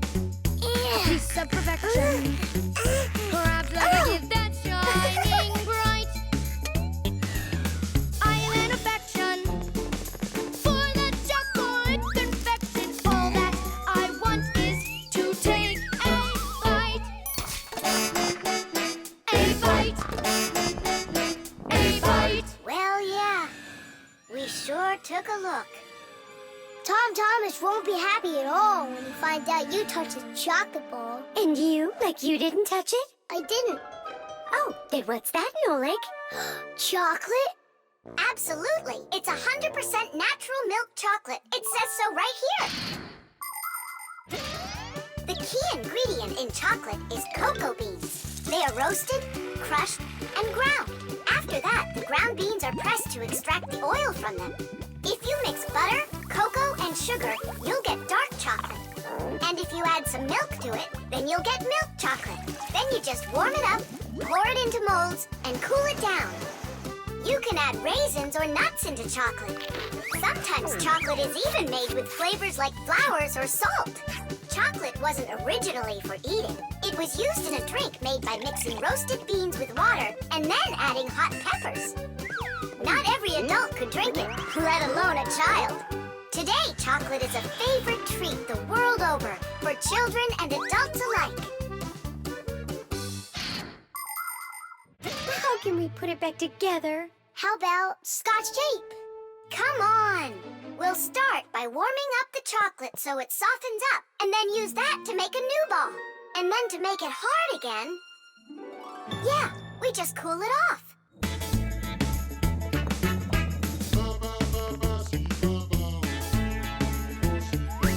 My chocolate confection has got an imperfection. Half of it's gone into thin air. But this is expected when chocolate goes unprotected. First you have got it, then it's not there. Not there. Not there. Titties! Done. Let's put in the toy. But we haven't even looked at it yet. Oh, it's so pretty. Tom Thomas is gonna love it. Oh, wait! Oh, what do you think of this idea? I've got a new confection of chocolate perfection. Safe in its wrapper, shining bright. Oh, what perfection! My brand new chocolate confection. I'll try my best not to take a bite. Hi there. Oh, what's that? A chocolate ball? You're lucky. Could there be a toy inside? Mm-hmm.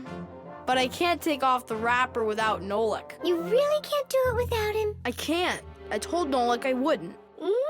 Your chocolate is gonna be delicious. Go on, you can eat a little. If you say so, I'll eat the chocolate. But we won't open the toy without Nolik. Good chocolate. Come on, don't you want to know what the toy is? We won't tell. All right, just a peek, and we'll close it right up.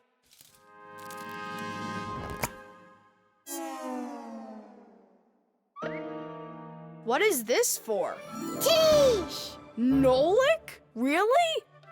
How did you get in there? Surprise! You were in the container. The container was in the chocolate ball. And the Yep. ball, that's just impossible. Ah, he went and got you two to help. We helped a little. Hang on, Nolik. You promised not to touch the chocolate till morning. And you promised not to open the toy without me, right? Oh, my perfection! My brand new chocolate confection. I'll try my best. Water. Hi, I'm all ready. Nolik? He's gonna stay home like we agreed. Uh-huh, see you soon. Who's there? Nolik, it's you. I gotta go. I'll go with you.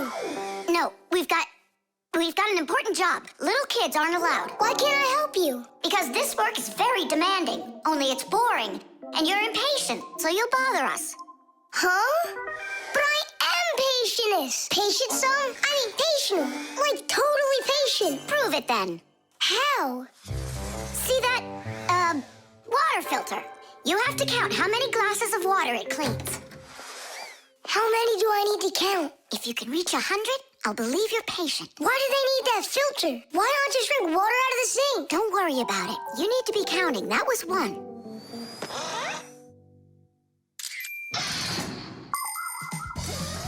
Without water, life is not possible. The human body is made up of 2/3 water, and people need to drink it all the time, but only when it's clean water. Water is transported from rivers and lakes into houses through pipes. Along the way, it gets cleaned of debris and dirt. But even so, this water might still contain toxic substances or harmful microbes. That's why people use filters to clean water for drinking. No bad stuff can get through this last line of defense.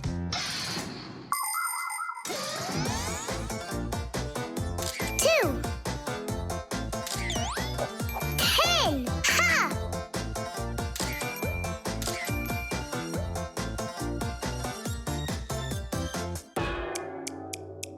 Where did they all go? They're not drinking anymore. How long do I gotta wait here? Thomas, are you thirsty? Then drink some water. But I don't want water. But you gotta. Don't you know that your body is almost all water? And so? And so what if you run out of it? Then all that'll be left of you is just some skin and bones. Oh, that's what my mom is always saying, that I'm skin and bones. There you go. That's why you need to drink water. Drink some more. And some more. Come on. That's all. I ran out of room. You have to have plenty of room left. Why do you care about how much water I'm drinking? Because I gotta count how much water's going through the filter. I really gotta. Yeah, and what? It's gotta go through me for you to count it? I'm totally full. What am I supposed to do? I've been waiting here in the kitchen all day, but nobody's drinking. What's going on? The filter is broken. You gotta call Simka right away. 415, 416, 417, 418, 419. It's an emergency! What? The filter's burning! You're really funny, Nolik. Simka, he's not joking. Something's going on over there. We gotta hurry.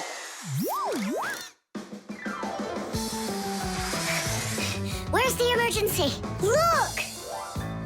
So, what's going on here? Great. Now we're stuck fixing the filter. It's not broken. The flashing red light is an indicator. It means it's time to replace the cartridge in the filter. Since ancient times, people have been coming up with ways to remember things or to not mix things up. Knots on ropes were used as reminders that it was time to pay back a debt or reap a harvest. People would cut notches into trees to help remember numbers. Later, people invented the abacus, calendars, and day planners. And now, things are even easier because devices can give us reminders. Alarm clocks help people get up on time. A loud oven timer can save a pie from burning. The green light of an indicator shows that a device is turned on and ready to be used. A red light shows the opposite. Today's smart appliances can tell their owners what they need to do. Without them, humans can be so absent-minded.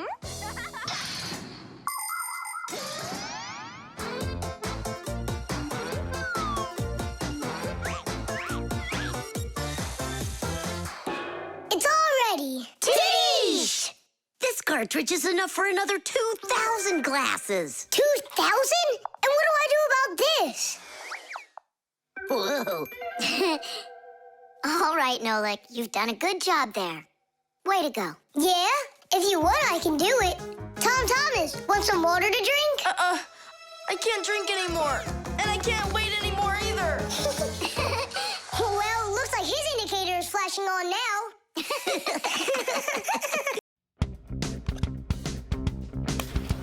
The iron. All done. Thanks for your help. Professor Eugenius! Yes, Elisa. The award ceremony's in an hour. You need to leave soon. I remember, Elisa. What are you getting an award for? It's the... it's the Genius of the Year. Not too modest, but fair. And well-deserved. Wow, and they're giving it to you? Well, yeah. Will they show it on TV? Why, of course. Class! And during your speech, can you say hi to me? And me, and me! And Simka. Right, say something like this. I'd like to send a big shout-out to all my Fixie friends. Oh, that's a great idea. That way everyone can know about Fixies. Professor Eugenius, didn't I see an iron in here earlier? Huh? Oh! Oh, come on, Elisa. There's no need for that. I'm not going to argue with you. You have to look just perfect. Otherwise, everybody is going to think that I don't take care of you. First, we'll let the iron warm up, and then I can iron your suit. The most essential part of an electric iron is called the heating coil. It's hidden inside the iron sole plate. When the iron is plugged into an electrical outlet, the coil gets hot and heats up the sole. People use a hot iron to remove the wrinkles from their clothing. Irons also have a water container. When the water gets hot, it turns into steam. The steam comes out through the holes in the iron sole, making it even easier to remove wrinkles. Wow, that sure is hot. All that's left to do is pour some water into it. Professor, this is water, right? Yeah, it's water. That isn't water. No, wait. It's not water. It's not water. Then what is it? Well, it's, juice. Juice? Yeah, juice. Oh no, the poor iron won't last. Phew, and it smells like crud. I broke the iron. It's awful. No, Elisa. Don't be so upset. Don't be so upset. It's the Genius of the Year ceremony, and you'll be in a wrinkled suit in front of the whole country. Oh, I won't survive. Elisa, hang in there. Be careful. Elisa. Elisa. Professor Eugenius, are you all right? Couldn't be any better. We're gonna go fix that iron for you. And while we're doing that, you go fix Elisa. That would be great. Look over there. I'll fix the contact. You and Nolik can scrape that burnt juice off the iron.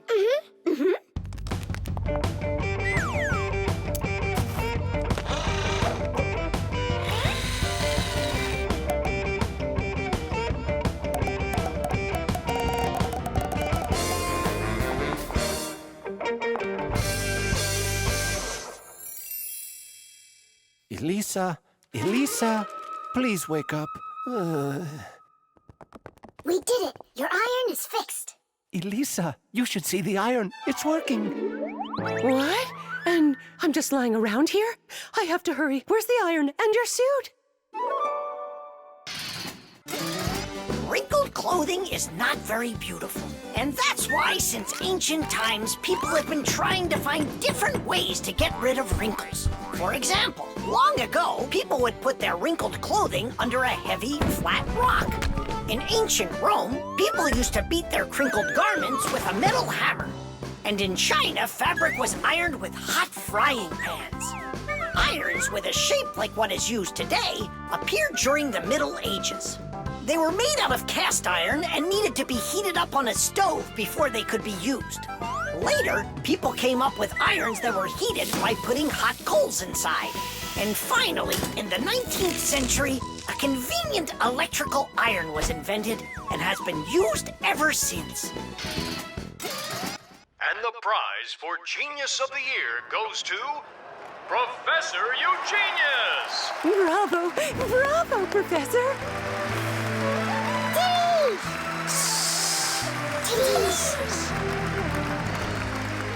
I thank you. I give my sincerest thanks to you. And may I take this opportunity to send my greetings to to all the Fixists. Just give me the prize. Oh, that was quick thinking. Brilliant! He is just astounding. Perfection from head to toe. Well, practically perfect. The baby doll.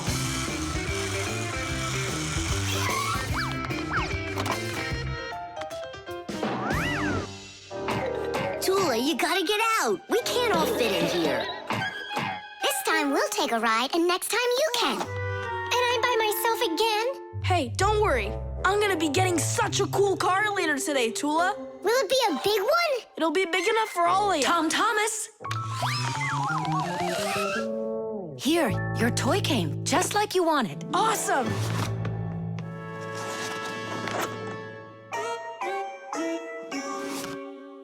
Wait, what is this? A baby doll?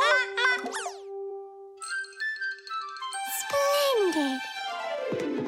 Mom, where's the car? Oh, it's gotta be some mistake. I'll find out for you.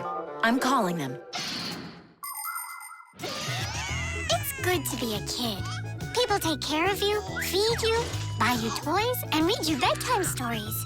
But in return, you have to listen to adults. Go to preschool, then school, and always remember to put on a hat. All kids dream about being a parent, at least for a little while, because moms, they're just superhuman. Human moms can do laundry, cook meals, iron clothes, and check their kids' homework all at once. Fixie moms can fix irons and hair dryers and can teach young Fixies how they can do it. It's a shame that you can't become a parent before you grow up, but you can have fun pretending to be one.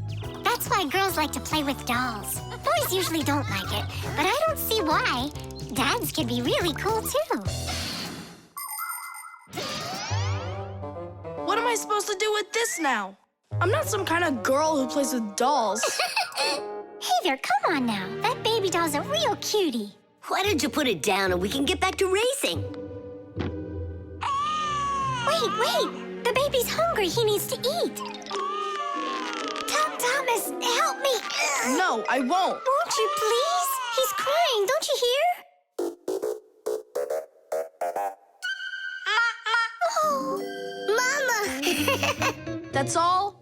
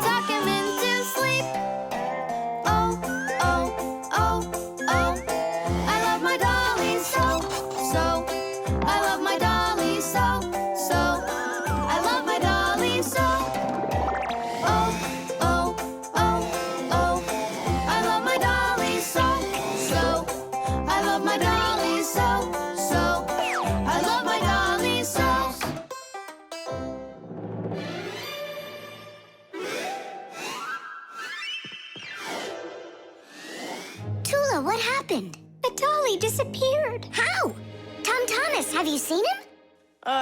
No. I'm not watching after that boy. But what if something terrible has happened? My dolly's eyes were shiny, toes and fingers tiny. He never acted whiny. I love my dolly so. Now my life is gloomy. How this happened to me? I can't find my cutie. My dolly's gone out now. Oh no, oh no. Where'd my dolly go? Go. Where'd my dolly go? Go. Where'd my dolly go? Oh no, oh no. Where'd my dolly go? Go. Where'd my dolly go? Go. Where'd my dolly go? Honey, don't be upset about the car. It's gonna get here soon. By the way, why did you put the doll in the cupboard? It was so hard to find. But is it still home? It's in the box over there. It's gotta go back to the store. My poor dolly's gone. My dolly! We're supposed to send him back today. Oh, Only I told Mom that I'd rather keep him. Hey, and what about your big new race car? Later. Did you do all this for me? You know... Whoa!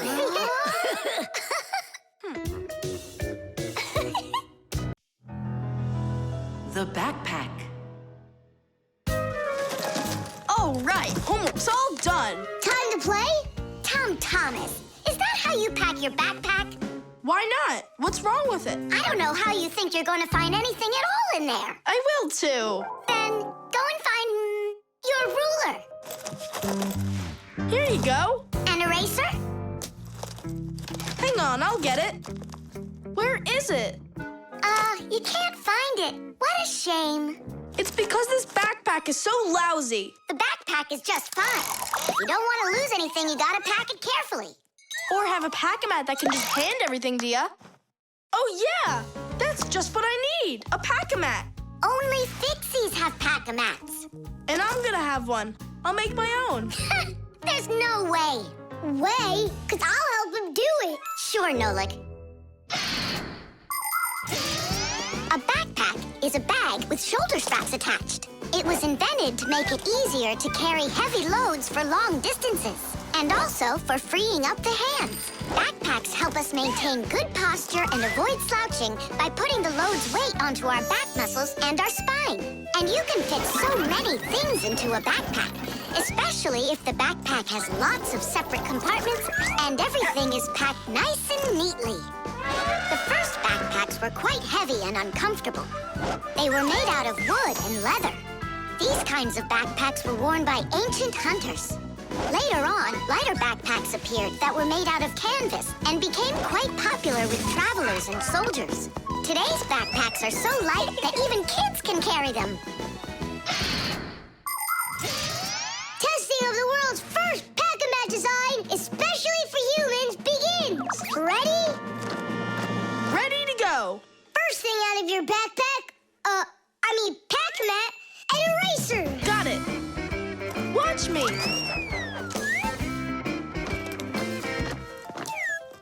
Cool. A pen, your blue one. Got it.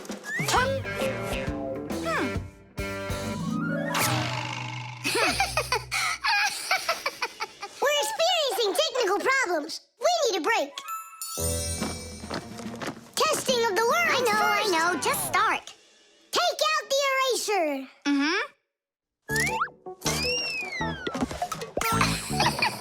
We'll say you did it. Take out the blue pen. Oh, wow. The ruler's next. That's some pack-a-mat you got.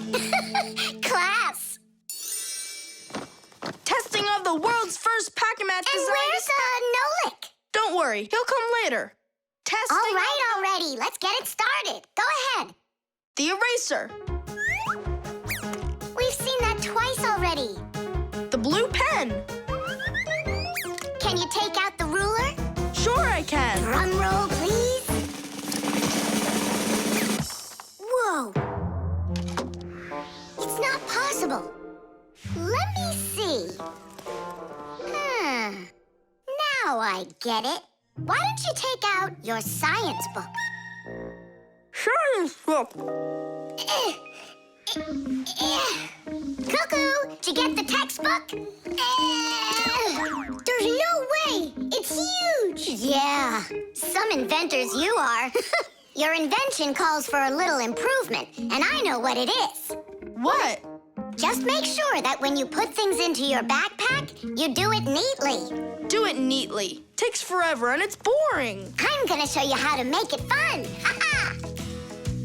Whenever it's a school day, a backpack's all you need. A backpack's all you need. A backpack's all you need. Your pencils, books, and papers will fit inside indeed. Will fit inside, will fit inside, will fit inside indeed. Without a backpack on your back, you won't get by, you won't succeed. But with a backpack on your back, you will go far indeed.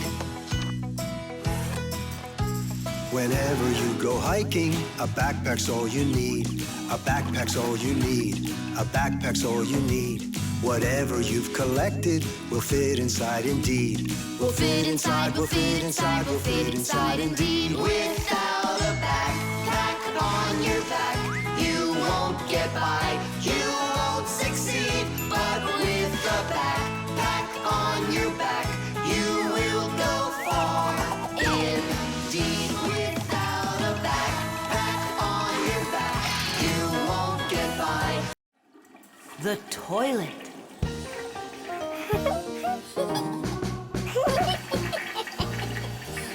Hey, Tom Thomas, you're not allowed to drink water from the toilet. I'm not drinking it. Then what? Washing up? In the toilet? Come on now. Then what are you staring at inside of there? Well, I think that the toilet's broken. The water just won't stop running. Yeah, so? What do you mean, so? We gotta conserve water. Simka, you're the one that taught me that. You're right, Tom Thomas. It's important not to waste water.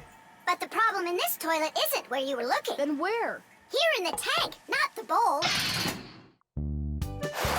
Almost all toilets have tanks that are used for storing water. This water is flushed into the bowl when needed. Water flows into the tank through a water valve that has a float attached to it. As the water level in the tank rises, so does the float. And when there's enough water in the tank, the float closes off the valve and the water stops. But if the float happens to break, the water will keep running through the overflow tube into the bowl.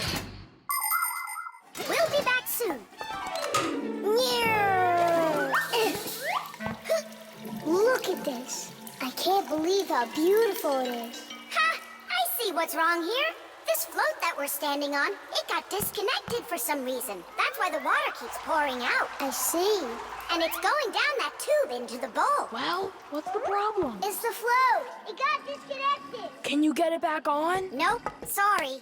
Without Papoose, we can't fix it. We'll get Papoose. And you, Tom Thomas, you'll guard the door. Yeah, or someone could come and flush the toilet while we're working in the tank. And we'll get flushed away. To where? Straight into the sewer. And then it's bye-bye, Tom Thomas, forever.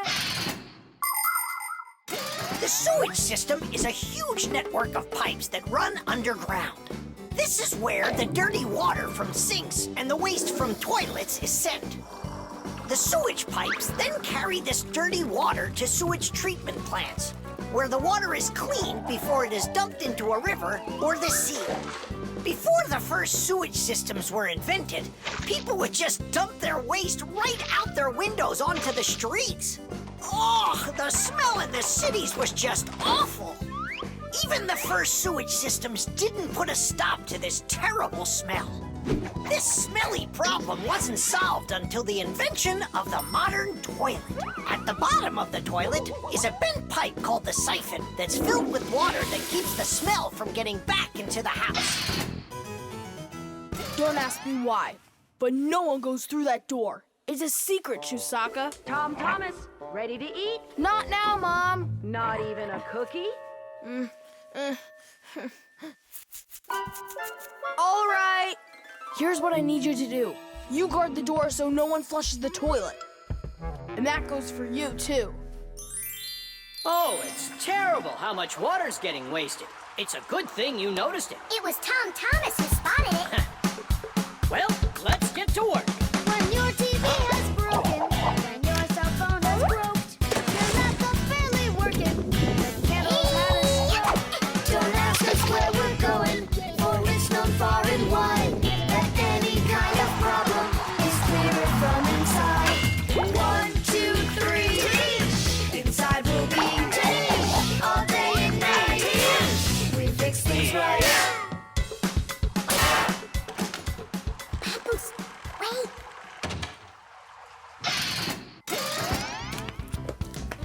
Chusaka. Hey, who's in there? Me? Dad, don't flush the toilet. I wasn't planning on it. I was getting ready to take a shower. All right, just don't touch the toilet. What's wrong with it? It's just broken. Really? Let me check it out. No! Don't flush it!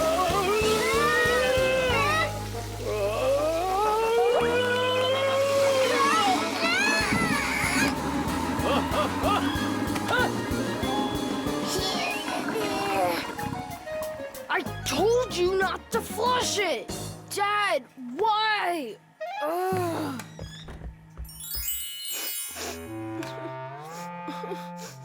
Why are you crying? We fixed it. You're here! I thought that you got flushed down into the sewer! We almost did, but Nolik saved us, both me and Papoose. I'm Thomas. What was it that made you so sad? The toilet? Uh-huh. No need to be sad. The toilet's working just fine. Really? Yeah, I had to check it.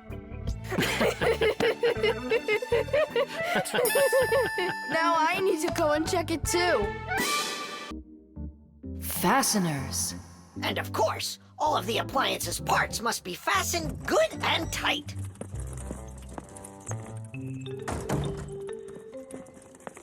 What are you doing, colleague? Today, Lisa is returning from her vacation. And so, I decided before she gets back, I'll clean up the laboratory. Quite a noble initiative. Now, where was I? You were saying all parts have to be fastened. You're right. And what kinds of fasteners can you name? Fire? A screw? Mm-hmm. And what else? Another screw? That would make a total of 2 screws altogether. Simka?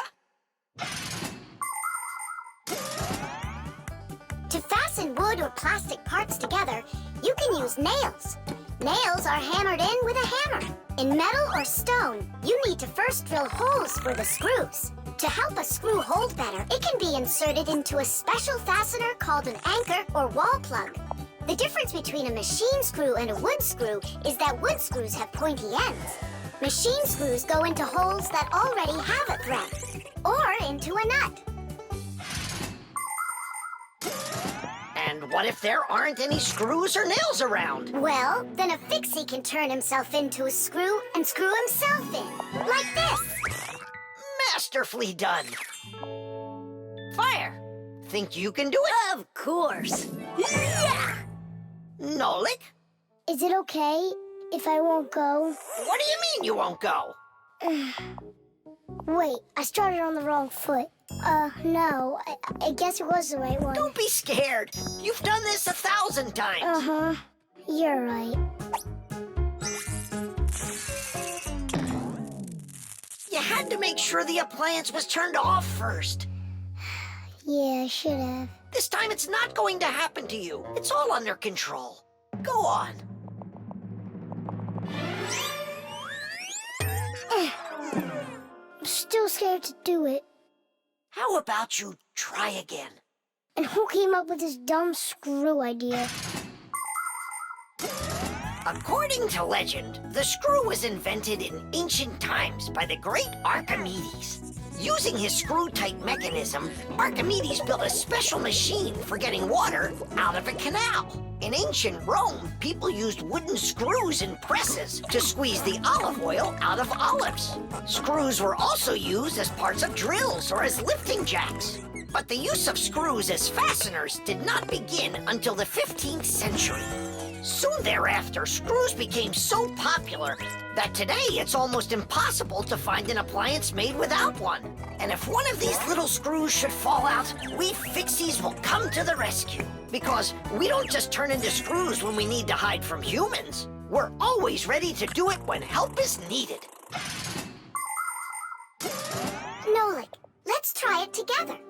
Don't be scared. We're here with you. Ready?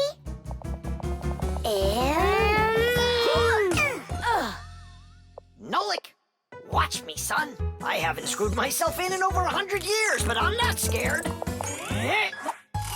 Did you see that? It's a piece of cake. Grandpa's? I'm stuck. It's all my fault. There's no need to worry. Professor Eugenius, can you help us unscrew Grandpa's? I'll be right with you. It got a bit rusty. It's probably old age. I know what will help. A drop of oil.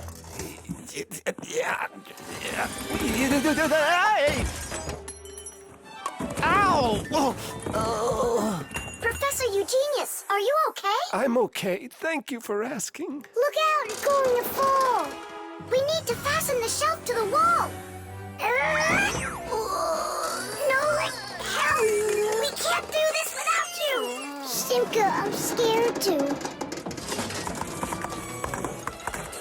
Nolik, save me!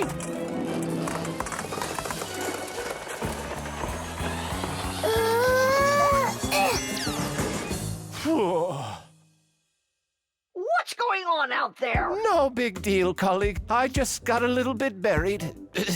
Will anyone unscrew me? I wish I could. And we're holding up the shelf. And Nolik? Me too! I did it! I screwed myself in! Well done, Nolik. I knew you could. And who's gonna help us now? Elisa will get here shortly.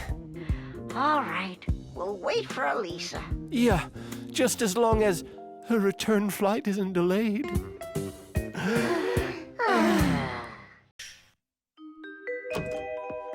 The rock. Tom Thomas is back! Hooray! So, how was your camping trip? Super! You've got to check out what I found. Rocks? That's just half of it. Wow! Is that a screw? It looks kind of strange. Because it got petrified millions of years ago. Screws weren't around then. They came much later. And how do we know that? It could be the first one discovered. And maybe it's not just some screw. Know what I'm saying? Are you saying that we might be looking at a Fixie? Fixies believe that their ancestors came into being not that long ago, right when humans started inventing complicated devices. But what if that's not true? Maybe millions of years ago, before the dinosaurs, there were a different kind of Fixies that inhabited the Earth. And maybe there were people then, too. And Fixies weren't hiding from them. They were friends who they helped with everything. Together, they used to create inventions, construct buildings, and make scientific discoveries. But then there was some horrible catastrophe, and this whole civilization disappeared. And what if someday scientists find traces of that civilization? Then ancient Fixies will be discovered as well. That would be so cool. My imagination ran away with me.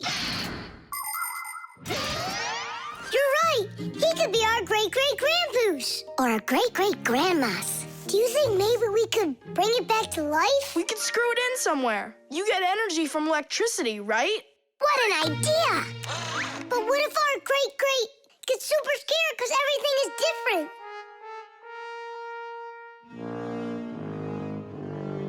We can build him a prehistoric world to wake up to.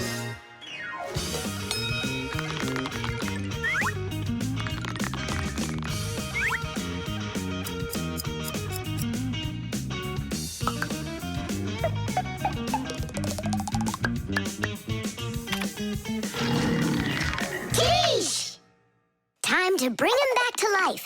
And you, Tom Thomas, disguise yourself.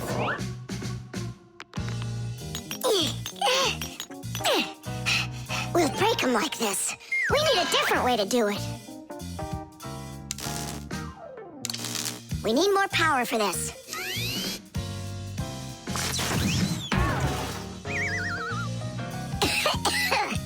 There wasn't any electricity back then. That's why shocking him won't work. Oh, our great-great ancestor, who came to us from an ancient home, be released from this stone. Be free! Why is it always so difficult with relatives? Wake up! Wake up! And what if...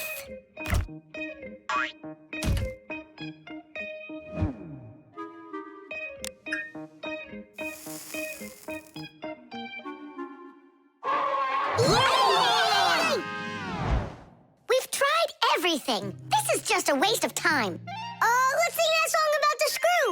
Our song. Nolik, it's never gonna work. You don't know that. We can at least give it a try.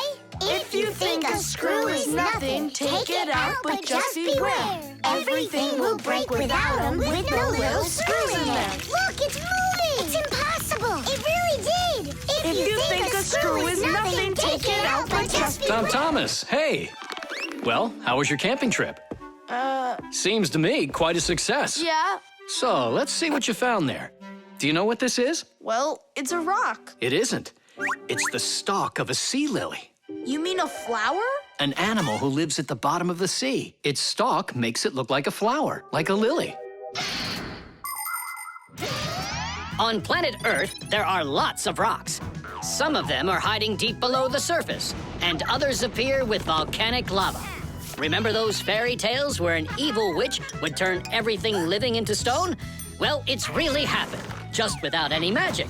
Some prehistoric plants and animals were petrified way back when, and they've remained that way ever since. Thanks to them, we can get an idea about what life was like on Earth millions of years ago. And this one's a devil's finger, the squid's ancestor. How do you know all this stuff? When I was your age, I collected fossils and rocks.